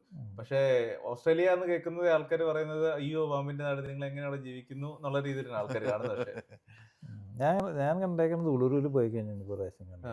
പിന്നെ പെർത്തിൽ പോയി കഴിഞ്ഞപ്പോൾ പ്രാവശ്യം കണ്ടു. നാട്ടിൽ പോലെ ഇഷ്ടംപോലെ പാമ്പും ഉണ്ട്, റോട്ടികൾ അല്ലാത്ത പാമ്പും ഉണ്ട്. കടുപ്പിച്ച് നോക്കേണ്ടി വരും. അല്ല, ചില ആൾക്കാർ ഞാനിവിടെ കേട്ടിട്ടുണ്ട് ഈ ഹണ്ടിങ് ഡോഗ്സിനെ കൊണ്ട് പോകുന്നത്. ഈ ഹണ്ടിങ് ഡോഗ്സിനെ കൊണ്ട് ഇങ്ങനെ നമ്മുടെ വണ്ടിയിൽ നിന്ന് ഇറക്കി വിടുന്ന, അവരെ ട്രെയിൻ ചെയ്താണ് ഈ ഷീപ്പ് ഡോഗ് എന്ന് പറയുന്ന പോലെ തന്നെ ഹണ്ടിങ് ഡോഗ്. അതിനെപ്പറ്റി അതെങ്ങനെയാണ് അതിന്റെ ഒരു സിസ്റ്റം? അതെങ്ങനെയാണ് അവർ വർക്ക് ചെയ്യുന്നത്? അവര് ഈ ഹണ്ടിങ് ഡോഗ് ഇങ്ങനെ ബുഷിനകത്തോട്ട് ചെന്നിട്ട് ബാക്കിയുള്ള മൃഗങ്ങളെല്ലാം ചെതറിച്ചോടിച്ചിട്ട് അപ്പൊ ആ ഹണ്ടർ വരുന്നുണ്ട് ഷൂട്ട് ചെയ്തിടുന്നത്, അങ്ങനെ കേട്ടിട്ടുള്ള കഥകളുണ്ട്. അങ്ങനെ ഉണ്ട്. ഇവിടെ ആൾക്കാർ ഉപയോഗിക്കുന്നുണ്ട്. കൂടുതലും ഈ കെൽപ്പി എന്ന് പറഞ്ഞൊരു ബ്രീഡ് പട്ടിയാണ് കൂടുതലും ഉപയോഗിക്കുന്നത്. കാരണം അതിനെ ചെറുപ്പം പോലെ ട്രെയിൻ ചെയ്യണതാണ്. അപ്പോൾ ഈ പന്നി പിടിക്കാനൊക്കെ മീൻസ് അതൊക്കെ കൂടുതൽ ബുഷിനകത്തല്ല നിൽക്കണം, നമുക്ക് അങ്ങോട്ട് കയറാൻ പറ്റത്തില്ല. അപ്പോൾ ഈ ഡോഗ് പോയിട്ട് സ്മെല്ലടിച്ചിട്ട് ഇവനെ കുറച്ച് പുറത്തിയടിക്കും. അപ്പൊ അങ്ങനെ ഉണ്ട്. പിന്നെ അജയ് ചേട്ടൻ ഈ പറയുന്ന ഹോബിയിലോട്ട് കടന്നത് ഒരു പക്ഷേ late 30s അല്ലേ? അപ്പോൾ ചേട്ടന്റെ ആ ഹോബീനെ വീട്ടിലുള്ള ഭാര്യയും കുഞ്ഞു കുട്ടികളും 2 പെൺകുട്ടികളല്ലേ, ഇവരൊക്കെ എങ്ങനെയാണ് അതിനെ കാണുന്നത്? അല്ലെങ്കിൽ അപ്പ ഹണ്ടിങ്ങിന് പോണ്ട, ഒന്നിനെയും കൊല്ലണ്ട എന്ന് പറയുന്ന ഒരു സാഹചര്യം ഉണ്ടായിട്ടുണ്ടോ? അതോ ഞങ്ങളും വരാം? കൊല്ലണ്ടെന്ന് പറഞ്ഞിട്ടില്ല, പക്ഷെ അവർക്ക് അങ്ങനെ നേരിട്ട് വന്ന് കാണുന്നതൊന്നും ചിലപ്പോൾ ഹണ്ടിങ്ങിൻ്റെ സമയത്ത് കാണത്തില്ല, പക്ഷെ പ്രിപ്പറേഷൻ്റെ സമയത്ത് വലിയ കുഴപ്പമൊന്നുമില്ല. ആണല്ലേ? പിന്നെ ഒരു ഹണ്ടിങ്ങിന് അവർ നേരിട്ട് ചെയ്യാവുന്ന രീതിയിൽ നമ്മൾ ഇതുവരെ ചെയ്തിട്ടില്ല, പക്ഷെ അവർ അവിടെ യൂസ് ചെയ്യാറൊക്കെ ഉണ്ട് അങ്ങനെയൊക്കെ. അല്ല, ഇപ്പൊ കുട്ടികളുടെ അടുത്ത് നമ്മൾ ഈ ആനിമൽ ക്രൂവൽറ്റിനെയും ഹണ്ടിങ്ങിനെയും എങ്ങനെയാണ് അതിനെ ക്ലാസിഫൈ ചെയ്ത് അതിന്റെ ഡിഫറൻസ് പറഞ്ഞു കൊടുക്കുന്നത്? കാരണം പിള്ളേരെ ഇത് സംബന്ധിച്ച് ഒരുവിധം കാര്യങ്ങളൊക്കെ അവർ സ്കൂളിൽ നിന്ന് തന്നെ പഠിക്കുന്നുണ്ട്. പിന്നെ എന്തിന് നമുക്ക് ഹണ്ട് ചെയ്യാം, എന്തിന് ഹണ്ട് ചെയ്യാൻ പാടില്ല. ഇപ്പം നമ്മളിപ്പോൾ ഇപ്പോൾ ഒരു ബേഡിന് എന്തെങ്കിലും പറയുകയാണ്, അത് ഓക്കെ, അതിന് പറയാം അങ്ങനെ ഹണ്ടിന് ബേഡിൻ്റെ കാര്യം പറയുമ്പോൾ അത് നമ്മളതിന് ഹണ്ട് ചെയ്യില്ല എന്ന് അവർക്കറിയാം. അപ്പോൾ അത് ഹണ്ട് ചെയ്യാൻ പാടില്ലല്ലോ എന്ന് അവർ നമ്മളോട് ചോദിക്കും. അപ്പോൾ അവർക്ക് തന്നെ ഒരു ഐഡിയ ഉണ്ട്. അപ്പോൾ അത് നമ്മളായിട്ട് പറഞ്ഞു കൊടുക്കേണ്ട കാര്യമില്ല, പക്ഷേ നമ്മുടെ കൂടെ വരുമ്പോൾ നമ്മളെന്തായാലും നമ്മൾ ഈ ഹണ്ടിങ് എത്തിക്സ് നമ്മുടെ മക്കൾക്കും പകർന്നു കൊടുക്കുന്നതാണ്. അപ്പം എന്നാലാണ് ന്യൂ ജനറേഷന് നല്ല ഹണ്ടേഴ്സായിട്ടൊക്കെ വരുള്ളൂ. എല്ലാവരും അറിയണമെന്നേ, കാരണം അവര് എന്താ പ്ലേറ്റിൽ കിട്ടിയിട്ട് കാര്യമില്ല, ഇത് എവിടെ നിന്നാണ് ഈ മീറ്റ് വരുന്നത്, സത്യം. ഇതൊക്കെ അവരറിയണം. അപ്പൊ അവരെ കൊണ്ടുപോകണം, അവർ ഫീൽ ചെയ്യണം ഇത് എന്താണെന്ന്. പെയിൻ ഞാൻ അത് തന്നെ, കാരണം നമ്മളിത് പോകുമ്പോൾ ഞാൻ എൻ്റെ പിള്ളേരെ കൊണ്ടൊക്കെ സ്കിൻ ഓഫ് ചെയ്യാനൊക്കെ ഞാൻ അവരെ കൂട്ടും, ലിഫ്റ്റ് ചെയ്യാനും ചുമക്കാനൊക്കെ കൂട്ടും. എന്നിട്ട് ഒരു അപ്പൊ ഇവർക്ക് ത്രില്ല അത്. ഇവർക്ക് അറിയണത് ഇവിടുത്തെ നമ്മൾ കണ്ടി കഴിഞ്ഞ് വീട്ടിൽ വന്ന് ഇവരൊക്കെ നമ്മൾ ഹോളിഡേക്ക് പോണ പോലെയാ. ഇവർ നമ്മളോട് വന്ന് അറിയുമ്പോൾ ഇവരറിയുള്ളൂ ഇതിന്റെ എഫർട്ട് എന്താണ്, ഇതൊരു ഈസി പണിയല്ല എന്ന് ഇവരറിയുള്ളൂ. അപ്പൊ ഇവർക്കൊരു എൻജോയ് ചെയ്യുന്നുണ്ട്. എൻജോയ് ചെയ്യുന്നുണ്ട്. ഇപ്പൊ അവിടെ പൊടി ആയാലും എന്തായാലും അവർ ഒക്കെയാണ് അവിടെ നന്നായിട്ട് എൻജോയ് ചെയ്യും. ശരിക്കും ഒരു വ്യത്യസ്തമായ അനുഭവമാണ്. എന്റെ ജീവിതത്തിൽ ആദ്യമായിട്ട് ചേട്ടനാണ് കൊണ്ടത്. ആ ഒരു 3-4 ദിവസം ഒരിക്കലും മറക്കാൻ പറ്റാത്ത അനുഭവങ്ങളാണ്. അതായത് അത് മൊബൈൽ റേഞ്ച് ഇല്ല, ഡിസ്റ്റർബൻസ് ഒന്നും വരാനില്ല, നമ്മൾ ഫ്രീ ആണ്, എൻജോയ് ചെയ്യണു, ചെറുതൊക്കെ അടിച്ച്. ആകെയുള്ള ഡിസ്റ്റർബൻസ് അങ്ങോട്ടും ഇങ്ങോട്ടും നിങ്ങൾ തന്നെയുള്ളൂ. അതൊരു ഡിസ്റ്റർബൻസ് അല്ലല്ലോ. പിന്നെ ചേട്ടാ ഈ അടുത്ത് ഒരു പക്ഷെ നിങ്ങൾ 2 പേരും ഒരുമിച്ച് തുടങ്ങിയ ഒരു പാഷനാണ്. ഇപ്പൊ ബോട്ട് വാങ്ങിയല്ലേ? 2 പേർക്കും ഓരോ ബോട്ട് ഉണ്ട് അല്ലേ? ബോട്ടുണ്ട്. 2 പേർക്കും ഓരോ ക്യാരവാൻ ഉണ്ട്. അതെ, ഒരാൾ എന്ത് മേടിച്ചോ അടുത്ത ആൾ ഉടനെ അടുത്ത ആഴ്ച പോയി മേടിക്കുക. അല്ല, ഞങ്ങള് മത്സരിച്ച് മേടിച്ചു ഒരിക്കലുമില്ല. വിനയമുള്ള ആൾക്കാരൊന്നും അല്ലല്ല, എങ്ങനെയോ നമ്മള് കാരവാൻ വാങ്ങിക്കഴിഞ്ഞപ്പോ അടുത്തടുത്ത് വന്നു അല്ലാണ്ട് പ്രീ പ്ലാൻഡ് ഒന്നുമല്ല, അങ്ങനെ. പക്ഷെ എടുത്തു കഴിഞ്ഞപ്പോ നമ്മള് പല സ്ഥലങ്ങളിൽ ഒരുമിച്ച് പോവാറുണ്ട്. കാരവൻ സംസ്കാരം ഈ കേരളത്തിലെ ജനങ്ങൾക്ക് അത്ര സുപരിചിതമല്ല അല്ലെ? അതായത് ഒരു വണ്ടിയുടെ ബാക്കിൽ ഒരു കുഞ്ഞു വീട് കെട്ടി വലിച്ചു കൊണ്ടുപോവുക. ഇവിടുത്തെ മോട്ടോർ ഹോം ആണ് നാട്ടിലെ ക്യാരവാൻ. അതെ. പക്ഷെ ഇവിടെ ക്യാരവാൻ എന്ന് പറയുന്നത് സത്യം പറഞ്ഞാൽ ഈ ടോ ചെയ്തുകൊണ്ടുള്ള സാധനമാണ് ഇവിടുത്തെ ക്യാരവാൻ. മോട്ടോർ ഹോം ഉണ്ട്, പക്ഷെ ടോ ചെയ്യുന്നതാണ്. നാട്ടിൽ ക്യാരവാൻ എന്ന് പറയുന്നത് ഇവിടുത്തെ മോട്ടോർ ഹോം ആണ്. ഞാനിത് ക്യാരവാൻ വാങ്ങിക്കാൻ കാര്യം ഈ ഹണ്ടിങ്ങിന് പോകുന്നത് തന്നെയാണ്. കാരണം നമ്മൾ ഈ ഹണ്ടിങ്ങിന് പോകുമ്പോൾ പല സ്ഥലങ്ങളിലും അക്കോമഡേഷൻ, ഈ നമ്മൾ ഉൾക്കാട്ടിൽ പോയിട്ട് ക്യാമ്പ് ചെയ്യാൻ അല്ലെങ്കിൽ ടെൻ്റ് അടിച്ച് കിടക്കണം, പിന്നെ നമുക്കൊന്ന് കുളിക്കാൻ ഒത്തിരി വെള്ളം വേണം, ഒന്ന് കിടന്നുറങ്ങണം എന്തായാലും. അപ്പോൾ അതിനൊക്കെ ഒരു മാർഗം ഇത് എളുപ്പമാണ്. കാരണം നമുക്ക് വെള്ളമുണ്ട്, ടോയ്ലറ്റ് ഫെസിലിറ്റി ഉണ്ട്, അത് നമുക്ക് അത്യാവശ്യമില്ല, കുഴപ്പമില്ല. എന്നാലും ഫാമിലി ആയിട്ട് പോകുമ്പോഴും ഒക്കെ അതുകൊണ്ടാണ് ഞാൻ ഈ ക്യാരവാനിലേക്ക് പോകാൻ കാര്യം. നമ്മൾ ഇവിടുന്ന് അടുത്ത സ്റ്റേറ്റൊക്കെ പോവുകയാണെങ്കിൽ നമ്മളവിടെ ചെന്ന് ഏതെങ്കിലും ക്യാരവാൻ പാർക്ക് ബുക്ക് ചെയ്യണു, ക്യാരവാൻ കയറ്റി കിട്ടണു, വണ്ടി ഫ്രീ ആയി നമ്മൾ കറങ്ങണു, വൈകിട്ട് പോകുന്നതിനകത്ത് കിടക്കണു, ഹോട്ടൽ ബുക്ക് ചെയ്യേണ്ട ഒന്നും വേണ്ട, നമുക്ക് എത്ര ട്രിപ്പ് പെട്ടെന്ന് പ്ലാൻ ചെയ്യാം. അല്ലെങ്കിൽ നമ്മളൊരു ഹോട്ടൽ ബുക്ക് ചെയ്ത് കഴിഞ്ഞാൽ നമുക്ക് കറക്റ്റ് അവിടെ ചെല്ലണം ആ സമയത്ത്. ഇതങ്ങനെയൊന്നുമില്ല, നമ്മൾ ലേറ്റ് ആയോ നോ പ്രോബ്ലം. കാരവാൻ പാർക്ക് വേണമെന്നില്ല. പിന്നെ ക്യാമ്പ്സ് ഓസ്ട്രേലിയ എന്ന് പറഞ്ഞ ആപ്പ് നമ്മൾ ഡൗൺലോഡ് ചെയ്യണമെന്നുണ്ടെങ്കിൽ അതിൽ ഇഷ്ടംപോലെ ഫ്രീ പാർക്കിങ്ങും കാര്യങ്ങളൊക്കെ ഉണ്ട്. ഏതൊക്കെയാണ് പ്രേക്ഷകർക്ക് എന്ന് പറഞ്ഞാൽ? ക്യാമ്പസ് ഓസ്ട്രേലിയ ആണോ? Camps Australia. അതൊരു ആപ്പാണ്. അപ്പൊ അത് നമുക്ക് ഇഷ്ടംപോലെ ഫ്രീ ക്യാമ്പിംഗ് സൈറ്റ്സ് അല്ലേ? ക്യാമ്പിംഗ് സൈറ്റ് ആയിട്ട് പറയാൻ പറ്റില്ല, നമുക്ക് പാർക്ക് ചെയ്തിട്ട് അവിടെ സേഫ് ആയിട്ട് വേറെ ആൾക്കാരുണ്ടാവും. പിന്നെ ക്യാമ്പിങ്ങിന് വേണ്ടി വിക്കി ക്യാമ്പ്സ് ഉണ്ട്, പല കുറെ ആപ്പുകളുണ്ട്. പിന്നെ നമുക്ക് പോണ വഴി നമ്മളൊന്ന് നോക്കി കഴിഞ്ഞിട്ടുണ്ടെങ്കിൽ എവിടെയെങ്കിലും നമുക്ക് ഒരു 500 കിലോമീറ്റർ ഓടി കഴിയുമ്പോൾ കിട്ടാവുന്ന ഒരു നല്ല സ്ഥലം നോക്കി എടുക്കുകയാണെന്നുണ്ടെങ്കിൽ ഒട്ടുമിക്ക സിറ്റി ടൗൺഷിപ്പിന്റെ അടുത്തായിട്ട് ഇതുണ്ടാവും. സത്യം പറയാം, നമുക്ക് പ്രേക്ഷകരോട് പറയാനുള്ള ആൾക്കാരൊക്കെ ഇതൊക്കെ ട്രൈ ചെയ്യണം. ഇപ്പൊ ആൾക്കാർ കുറെ ടെൻഷൻ അടിക്കുന്നത് എങ്ങനെ ടോ ചെയ്യും, ഇതൊരു വലിയ കാര്യം ഒന്നുമില്ല. ചുമ്മാ ബണ്ണിങ്സിൽ പോകുക, ഒരു 25 രൂപ അടുത്തൊരു ട്രെയിലർ ഒരു 4 മണിക്കൂറത്തേക്ക് വാടകയ്ക്ക് എടുക്കുക, വണ്ടിയുടെ പുറകെ കണക്ട് ചെയ്യുക, 4 റിവേഴ്സ് ഇടാൻ പഠിക്കുക, അത്രേ ഉള്ളൂ. ഇമ്പോസിബിൾ കാര്യമൊന്നുമല്ലത്. ഇപ്പൊ അതിനിപ്പോ നമ്മളിപ്പോ കൺട്രി സൈഡ് പോകണമെങ്കിൽ അത് റിവേഴ്സും ചെയ്യേണ്ട കാര്യം. പക്ഷെ നമ്മള് കൊണ്ടാടുമ്പോൾ അതാണ് ആൾക്കാർക്ക് വിഷയം. എവിടെ സ്റ്റോർ ചെയ്യും, റിവേഴ്സ് ഇട്ട് ബാക്കിലേക്ക് മീൻസ് വണ്ടിയുടെ വീടിന്റെ ഫ്രണ്ടിൽ എവിടെയാണെന്ന് വെച്ചാൽ പാർക്ക് ചെയ്യണം, ഇതൊക്കെയാണ്. അത് ഒരു $25 ദാറ്റ്സ് ഓൾ. ട്രെയിലറിന്റെ പഠിപ്പിക്കുന്ന അതുകൊണ്ട് പിന്നെ ട്രെയിലർ ഓടിക്കാൻ അതിന്റെ റിവേഴ്സിംഗ് ഒക്കെയാണ് പ്രധാനം. ഓപ്പോസിറ്റ് സൈഡ് റിവേഴ്സിംഗ്, പിന്നെ ടോ ചെയ്യുമ്പോൾ കുറെ കാര്യങ്ങൾ പഠിക്കാനുണ്ട് കുറച്ച്. അത് നമ്മൾ പയ്യെ മേടിച്ചിട്ട് ഓടിച്ച് പഠിക്കാവുന്നേ ഉള്ളൂ. അല്ല എല്ലാവർക്കും ആഗ്രഹം ഉണ്ടെങ്കിൽ ആഗ്രഹം മാത്രമായിട്ട് വെക്കേണ്ട ആവശ്യമില്ല. തീർച്ചയായിട്ടും പിന്നെ മലയാളികളൊക്കെ വന്നു ആഗ്രഹിച്ച അപ്പൊ ചെയ്തേക്കണം. അതെ. ഒട്ടും വൈകിക്കരുത്. എന്തെങ്കിലും ആഗ്രഹം ഉണ്ടെങ്കിൽ അപ്പൊ തന്നെ നടത്തിയേക്കണം. പിന്നീടത്തേക്ക് വെച്ചേക്കരുത്. കഴിഞ്ഞൊരു 10 കൊല്ലത്തെ കാലയളവ് എടുക്കുവാണെങ്കിൽ നിങ്ങൾ കാടിന്റെ നിശബ്ദതയെ മനസ്സിലാക്കി, കടലിന്റെ ആവേശവും മനസ്സിലാക്കി. ഇതിൽ ഏതാണ് കുറച്ചും കൂടി ത്രില്ലിംഗ് മൊമെന്റ്സ്? ഇത് രണ്ടും ശരിക്കും പറഞ്ഞാൽ രണ്ടാണ്. ഇതാണ്. കര വേറെ കടൽ വേറെ. കാരണം കടലിലൊക്കെ ചില സമയത്ത് നമ്മൾ പോകുമ്പോൾ ഒരു വെതർ ഫോർകാസ്റ്റ് ഒക്കെ മാറിക്കഴിഞ്ഞാൽ, ഒരു ദിവസം ഞാനും വൈഫോട് പോയപ്പോൾ അതൊരു എക്സ്പീരിയൻസ് പറയാം. അതൊരു നല്ല വെതർ ഫോർകാസ്റ്റ്. ഞങ്ങൾ ഇറങ്ങിയപ്പോൾ കുറേ ബോട്ടുകളൊക്കെ തിരിച്ചു വരുന്നുണ്ട്. അപ്പോൾ ഇതെന്താണെന്ന് നമുക്ക് മനസ്സിലാവുള്ളൂ. നമുക്ക് ഫോർകാസ്റ്റ് അടിപൊളി, സൈഡിലോട്ട് കുഴപ്പമില്ല. ഞങ്ങളൊരു 1/2 കിലോമീറ്റർ ഉള്ളിൽ പോയുള്ളൂ. ഉടനെ ബോട്ട് എടുത്ത് മറിക്കണം. എൻ്റെ ബോട്ട് 6 മീറ്റർ നീളമുള്ള, അത്യാവശ്യം 5-6 പേർക്ക് പോകുന്ന ബോട്ടാണ്. ഭയങ്കര സ്വെല്ല്. കാരണം വെള്ളം ഇങ്ങനെ തിരയല്ല, സ്വെല്ല്. അപ്പം അത് വന്നപ്പം മനസ്സിലാവണം എൻ്റെ അന്ന്. ഉടനെ ഞങ്ങൾ അടിച്ച് തിരിച്ചു. ഒരു പ്രായം തിരിച്ചു കൊണ്ടുപോകുന്ന നമ്മൾ കര കയറി കഴിഞ്ഞ് ഫോടി നോക്കുമ്പോഴാണ് കാണുന്നത് നമ്മുടെ അടുത്ത സ്റ്റേറ്റ് മെൽബൺ. അവിടെ സുനാമി ഉണ്ടായതാണ്. ചെറിയ ഭൂമികുലുക്കം. അതിന്റെ ആ എർത്ത്ക്വേക്കിന്റെ ഇതാണ് നമ്മുടെ കടലിൽ വന്നത്. അത് ഫോർകാസ്റ്റ് അനുസരിച്ചുള്ളതല്ലോ, പെട്ടെന്ന് വന്നത്. ഇങ്ങനെ പല സംഭവങ്ങളും വരാം. ശരിക്കും പാഷൻ മാത്രം പോരാ, നല്ലൊരു ഹോംവർക്കും വേണം. ഹോംവർക്ക് മാത്രമല്ല, ഇത് ഹോംവർക്ക് ഉണ്ട്. കാരണം പുള്ളി കടലിലായിരുന്നു. ചില സമയത്ത് കടലിൽ പോകുക നമുക്ക് തന്നെ പിടികിട്ടും. ഒന്ന് ബോട്ട് സ്റ്റാർട്ടായില്ല, നമ്മൾ ചെങ്കടിപ്പ് കൂടും. ഇപ്പോൾ ഒരു പ്രാവശ്യം എനിക്ക് പോയിട്ട് അനുഭവം എന്ന് വെച്ചാൽ നമ്മുടെ ആങ്കർ അടി കുരുക്കി വെതർ മാറി. 1-2 ഓപ്ഷൻ ഉള്ളൂ. ഒന്നേക്ക് ആങ്കർ കട്ട് വളയുക. അപ്പോൾ ഇങ്ങനെയുള്ള പക്ഷേ റിക്കവറായി പോകുന്ന അവിടെ നിന്നൊക്കെ. അപ്പം ഇങ്ങനെയുള്ള സിറ്റുവേഷൻ വരും. കരയിൽ നമുക്ക് ഇഷ്ടംപോലെ ഹെൽപ്പ് ഉണ്ട്. കടലിൽ പോയ റെസ്ക്യൂ വിളിച്ചാൽ ഉണ്ട്. പക്ഷെ നമുക്ക് എന്തെങ്കിലും സംഭവിച്ചാൽ നമ്മളൊക്കെ ഈ കടലിൽ കിടന്ന് മുക്കുവരൊന്നും അല്ലല്ലോ. എൻ്റെ വീട് ഇടിക്കില്ല. നമ്മളൊരു പാഷൻ കൊണ്ട് ബോട്ട് മേടിച്ച് ഇവിടെ ഇറങ്ങിയത്, അല്ലാണ്ട് നമ്മളത് വലിയ കടൽ എക്സ്പീരിയൻസ് ഇല്ലല്ലോ. അപ്പം അങ്ങനെയുള്ള സിറ്റുവേഷൻ ഉണ്ട്. കുറച്ച് എന്ത് നേരിടാനുള്ള ഒരു മാനസികാവസ്ഥയൊക്കെ വേണം. ചെറുപ്പത്തിൽ കടൽ കാണണമെന്ന് ആഗ്രഹിച്ച മനസ്സിൽ എത്ര ദൂരം പോകും കടലിലോട്ട്? ഞാൻ ഒരു 15 കിലോമീറ്റർ വരെ നമ്മൾ പോകാറുണ്ട്. ഇവിടെ എങ്ങനെയാണ് നമ്മൾ അതിന്റെ റിപ്പോർട്ടിങ്ങും കാര്യങ്ങളൊക്കെ? നോർമലി നമുക്ക് മീൻസ് ബോട്ടിൽ കുറെ സേഫ്റ്റി എക്യുപ്മെന്റ്സ്, ഈ പറമ്പ് പോലുള്ള കുറെ സാധനങ്ങൾ വേണമെന്നുണ്ട്. 10 കിലോമീറ്ററിന് അപ്പുറം പോകണമെന്നുണ്ടെങ്കിൽ. ശരിക്കും ഇത്രയും കേട്ടപ്പോ ജിസ എനിക്ക് ഭയങ്കര ഗൂസ് ബംസ് ആയിരുന്നു. ഒരു പക്ഷേ ജോയ് ടോക്സിന് വേണ്ടി ഒരു എപ്പിസോഡ് ഞങ്ങളെ ബോട്ടിൽ കൊണ്ടുപോകുമോ? തീർച്ചയായിട്ടും നമുക്കൊരു എപ്പിസോഡ് ഇനി നമുക്കൊരു ഫണ്ണി സെഗ്മെന്റ് പിടിക്കാം. അതായത് നമ്മൾ ഇത്ര നേരം നിങ്ങളോട് രണ്ടുപേരോടും ചോദ്യങ്ങൾ ചോദിച്ച് നിങ്ങളുടെ എക്സ്പീരിയൻസിനെ പറ്റി അറിഞ്ഞു. പക്ഷേ ഇനി ഉള്ളത് ഒരു ട്രിക്കി ആൻഡ് ഫണ്ണി റൗണ്ടാണ്. അതായത് നിങ്ങളെ തമ്മില് നിങ്ങൾക്ക് എത്രത്തോളം അറിയാം, അതാണ് നമ്മുടെ ഇന്റൻഷൻ. ഒരു സൗഹൃദം എങ്ങനെ നശിപ്പിക്കാം? Mixed combo friendship duo. ഒരു നീണ്ട പേരല്ലേ സെഗ്മെന്റ് ഒക്കെ ഉണ്ടായിരുന്നു. ആദ്യത്തെ ക്വസ്റ്റ്യൻ അജയ് ചേട്ടൻ്റെ അടുത്ത്. വരുൺ ചേട്ടന്റെ ഗണ്ണിന്റെ ബ്രാൻഡ് ഏതാണ്? പുള്ളി പേഴ്സണലായിട്ട് എന്നോട് എടുക്കാൻ പറഞ്ഞ സീസൺഡ് ആണ് അല്ലേ? ആ ചോദ്യം എന്നോട് ചോദിച്ചാൽ ഞാൻ കറക്റ്റ് ഉത്തരം ആള് പറഞ്ഞത് ഞാൻ വാങ്ങിയത്. പക്ഷെ ഇപ്പോഴും പുള്ളിക്ക് ഇഷ്ടമുള്ളത് മറ്റേ നേരത്തെ പറഞ്ഞ ആനനെ വീഡിയോക്കാൻ പറ്റിയത് അതായിരിക്കും ഇഷ്ടം. നീ ഏത് പറഞ്ഞാൽ കറക്റ്റ്. എന്റെ സീസർ ഉണ്ട്. സീസറിന്റെ 2 ഉണ്ട്, റെമിംഗ്ടർ ഉണ്ട്, പിന്നെ ഡബിൾ ബാരലും ഉണ്ട്. സീസർ പറഞ്ഞാലും കറക്റ്റ്. അപ്പൊ അതിന് 1 പോയിന്റ് ഇവിടെ. അതെ, 1-0. ഇനി അടുത്ത ചോദ്യം വരുൺ ചേട്ടൻ്റെ അടുത്താ. അജയ് ചേട്ടന്റെ വണ്ടിയുടെ റേഞ്ച്. അത് എന്നോട് അതനുസരിച്ച് ഞങ്ങൾ ക്വസ്റ്റ്യൻ പ്രിപ്പയർ ചെയ്തേക്കുന്നത്. പരസ്പരം അറിയാൻ മേലാത്ത ചോദ്യങ്ങളാണ്.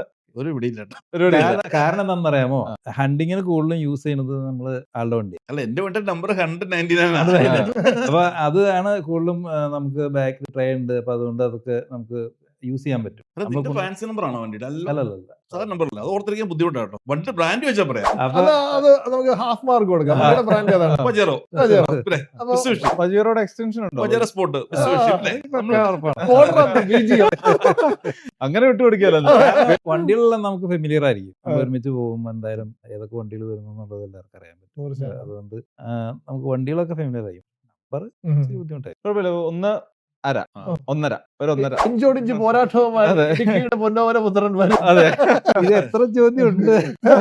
നമ്മള് ചാലക്കുടിയുടെ പൊന്നോമന പുത്രനാണ് ലീഡ് ചെയ്യുന്നത്. അജയ് ചേട്ടാ, അടുത്ത ടഫ് ക്വസ്റ്റ്യൻ. ട്രിപ്പ് പോകുമ്പോൾ വരുൺ ചേട്ടൻ മാൻഡേറ്ററി പറയുന്ന കോഫി ആണോ അതൊരു 10 ml ആണോ? Definitely second. അങ്ങനെ ഒരു 10 ml പറയുവാണെങ്കിൽ അതിന്റെ ബ്രാൻഡ് ഏതാ? ബ്ലാക്ക് ബോട്ടിൽ. ഇതെന്നാ അറിയോ, ഇതൊക്കെ നമ്മുടെ സ്ഥിരം ബ്രാൻഡ് എല്ലാവർക്കും അറിയാം. അതറിയാനൊന്നുമില്ല. ഇതിപ്പോ ഹണ്ടിന് പോകുമ്പോ എന്തുകൊണ്ടോ നമ്മൾ അതിലേക്കാണ് ലാസ്റ്റ് വരാറല്ലേ. അതെ. നമ്മളപ്പോ അത് കോമൺ ആയിട്ടുള്ള ഒരെണ്ണം വാങ്ങുന്നു, യൂസ് ചെയ്യുന്നു എന്ന് വെച്ചാൽ നമ്മളവിടെ അടിച്ച് കിണ്ടിയായിട്ട് എടുക്കാതെ എവിടെയാലും നമ്മൾ വൈകിട്ടൊന്ന് ഫ്രീ ആകുമ്പോ ഫ്രീ ആകുമ്പോൾ ഒന്ന് ഒരെണ്ണം കഴിക്കുക, സൊറ പറഞ്ഞിരിക്കുക, തമാശകൾ പറയാ. 2-1 കേട്ടോ. കറക്റ്റാ. അജയ് ചേട്ടന് ഏറ്റവും ഷൂട്ട് ചെയ്യാൻ ഇഷ്ടമുള്ള ആനിമൽ ഏതാണ്? ഇതാരെ ക്വസ്റ്റ്യൻ ഉണ്ടാക്കിയ വിളിക്കവനെ. ഞാൻ പറഞ്ഞിട്ടില്ല. ഇത് ചത്തുപോയ 1-2 ആട് എന്നോടൊന്ന് പറഞ്ഞു. ഏതാ നിനക്ക് ഇഷ്ടമുള്ളത്? എനിക്കിഷ്ടം മാന. മാന. പക്ഷെ കിട്ടാറ് മൊത്തം ആടാ. ചാലക്കുടിക്കാര് മുന്നോട്ട് പോവുകയാണ്, പോയിന്റ് സ്കോർ ചെയ്ത് പോവുകയാണ്. ദിംതിമത്തായി നമ്പർ 3. അതെ, അല്ല സ്വാഭാവികമായിട്ട് അങ്ങനെ വരും. വെളിച്ചപ്പാടിന് എല്ലാവർക്കും അറിയാം, പക്ഷെ വെളിച്ചപ്പാടിന് എല്ലാവരും അറിയണമെന്നില്ല. ക്ലിയർ ആയിട്ട് അറിയാം. ഫിഷിന്റെ കാര്യം എല്ലാം ക്ലിയർ ആയിട്ട് അറിയുന്നില്ല. സത്യം. അതെ അതെ. ഇനി അജയ് ചേട്ടാ ഒരു ടഫ് ക്വസ്റ്റ്യൻ. ഈ ക്യാമ്പിംഗ് അല്ലെങ്കിൽ ഹണ്ടിങ് ട്രിപ്പിന് പോകുമ്പോഴേ വരുൺ ചേട്ടൻ കൂടുതലായിട്ട് റിപ്പീറ്റ് ചെയ്യുന്ന ഡയലോഗ് എന്താണ്? പെട്ടുപോകാൻ നീ. അത് ആൻസർ ആണോ? അതൊരു കൂടുതലും നമ്മൾ എൻകറേജ് ചെയ്യാവുന്ന എന്തെങ്കിലുമൊക്കെ ആയിരിക്കും പറയുന്നത്. Come on guys, come on guys. Come on, guys. Gen Z പ്രയോഗങ്ങളാണ് വരുൺ ചേട്ടൻ. നമ്മൾ പ്രത്യേകിച്ച് നമ്മൾ ഒരേ വേർഡ് തന്നെ അങ്ങനെ യൂസ് ചെയ്ത്, ബ്ലാക്ക് ബോട്ടിൽ നടക്കും. അല്ലാണ്ട് നമുക്ക് ഇപ്പൊ ബൂംബാങ്കിൽ പറഞ്ഞ മാതിരി അങ്ങനൊന്നും പ്രത്യേക ഒരു ഡയലോഗുകളും കാര്യങ്ങളൊന്നും ഇല്ല. ഉം. എപ്പോഴും എൻകറേജ് ചെയ്യുന്ന എന്തെങ്കിലും പറയും. വാക്കുകളേക്കാൾ കൂടുതൽ പ്രവൃത്തിയിലാണ് കാര്യങ്ങൾ. കൊള്ളാം. എന്താണെങ്കിലും ഇതിൽ ചേട്ടൻ സ്കോർ ഞാൻ തരുന്നില്ല. തരുന്നുണ്ട്. കാരണം അതിന് പ്രത്യേകിച്ച് ആൻസർ ഇല്ല. Out of syllabus question. അതെ അതെ. ഇനി വരുഞ്ചോനോട് ചോദ്യം. പോട്ടെ. അജയുടെ ക്യാരവൻ എത്ര ടണ്ണിന്റെയാണ്? അത് 2 ടൺ. അറിയില്ല. അല്ല, ഇത് ആരാ ശരിയെന്ന് പറഞ്ഞേ?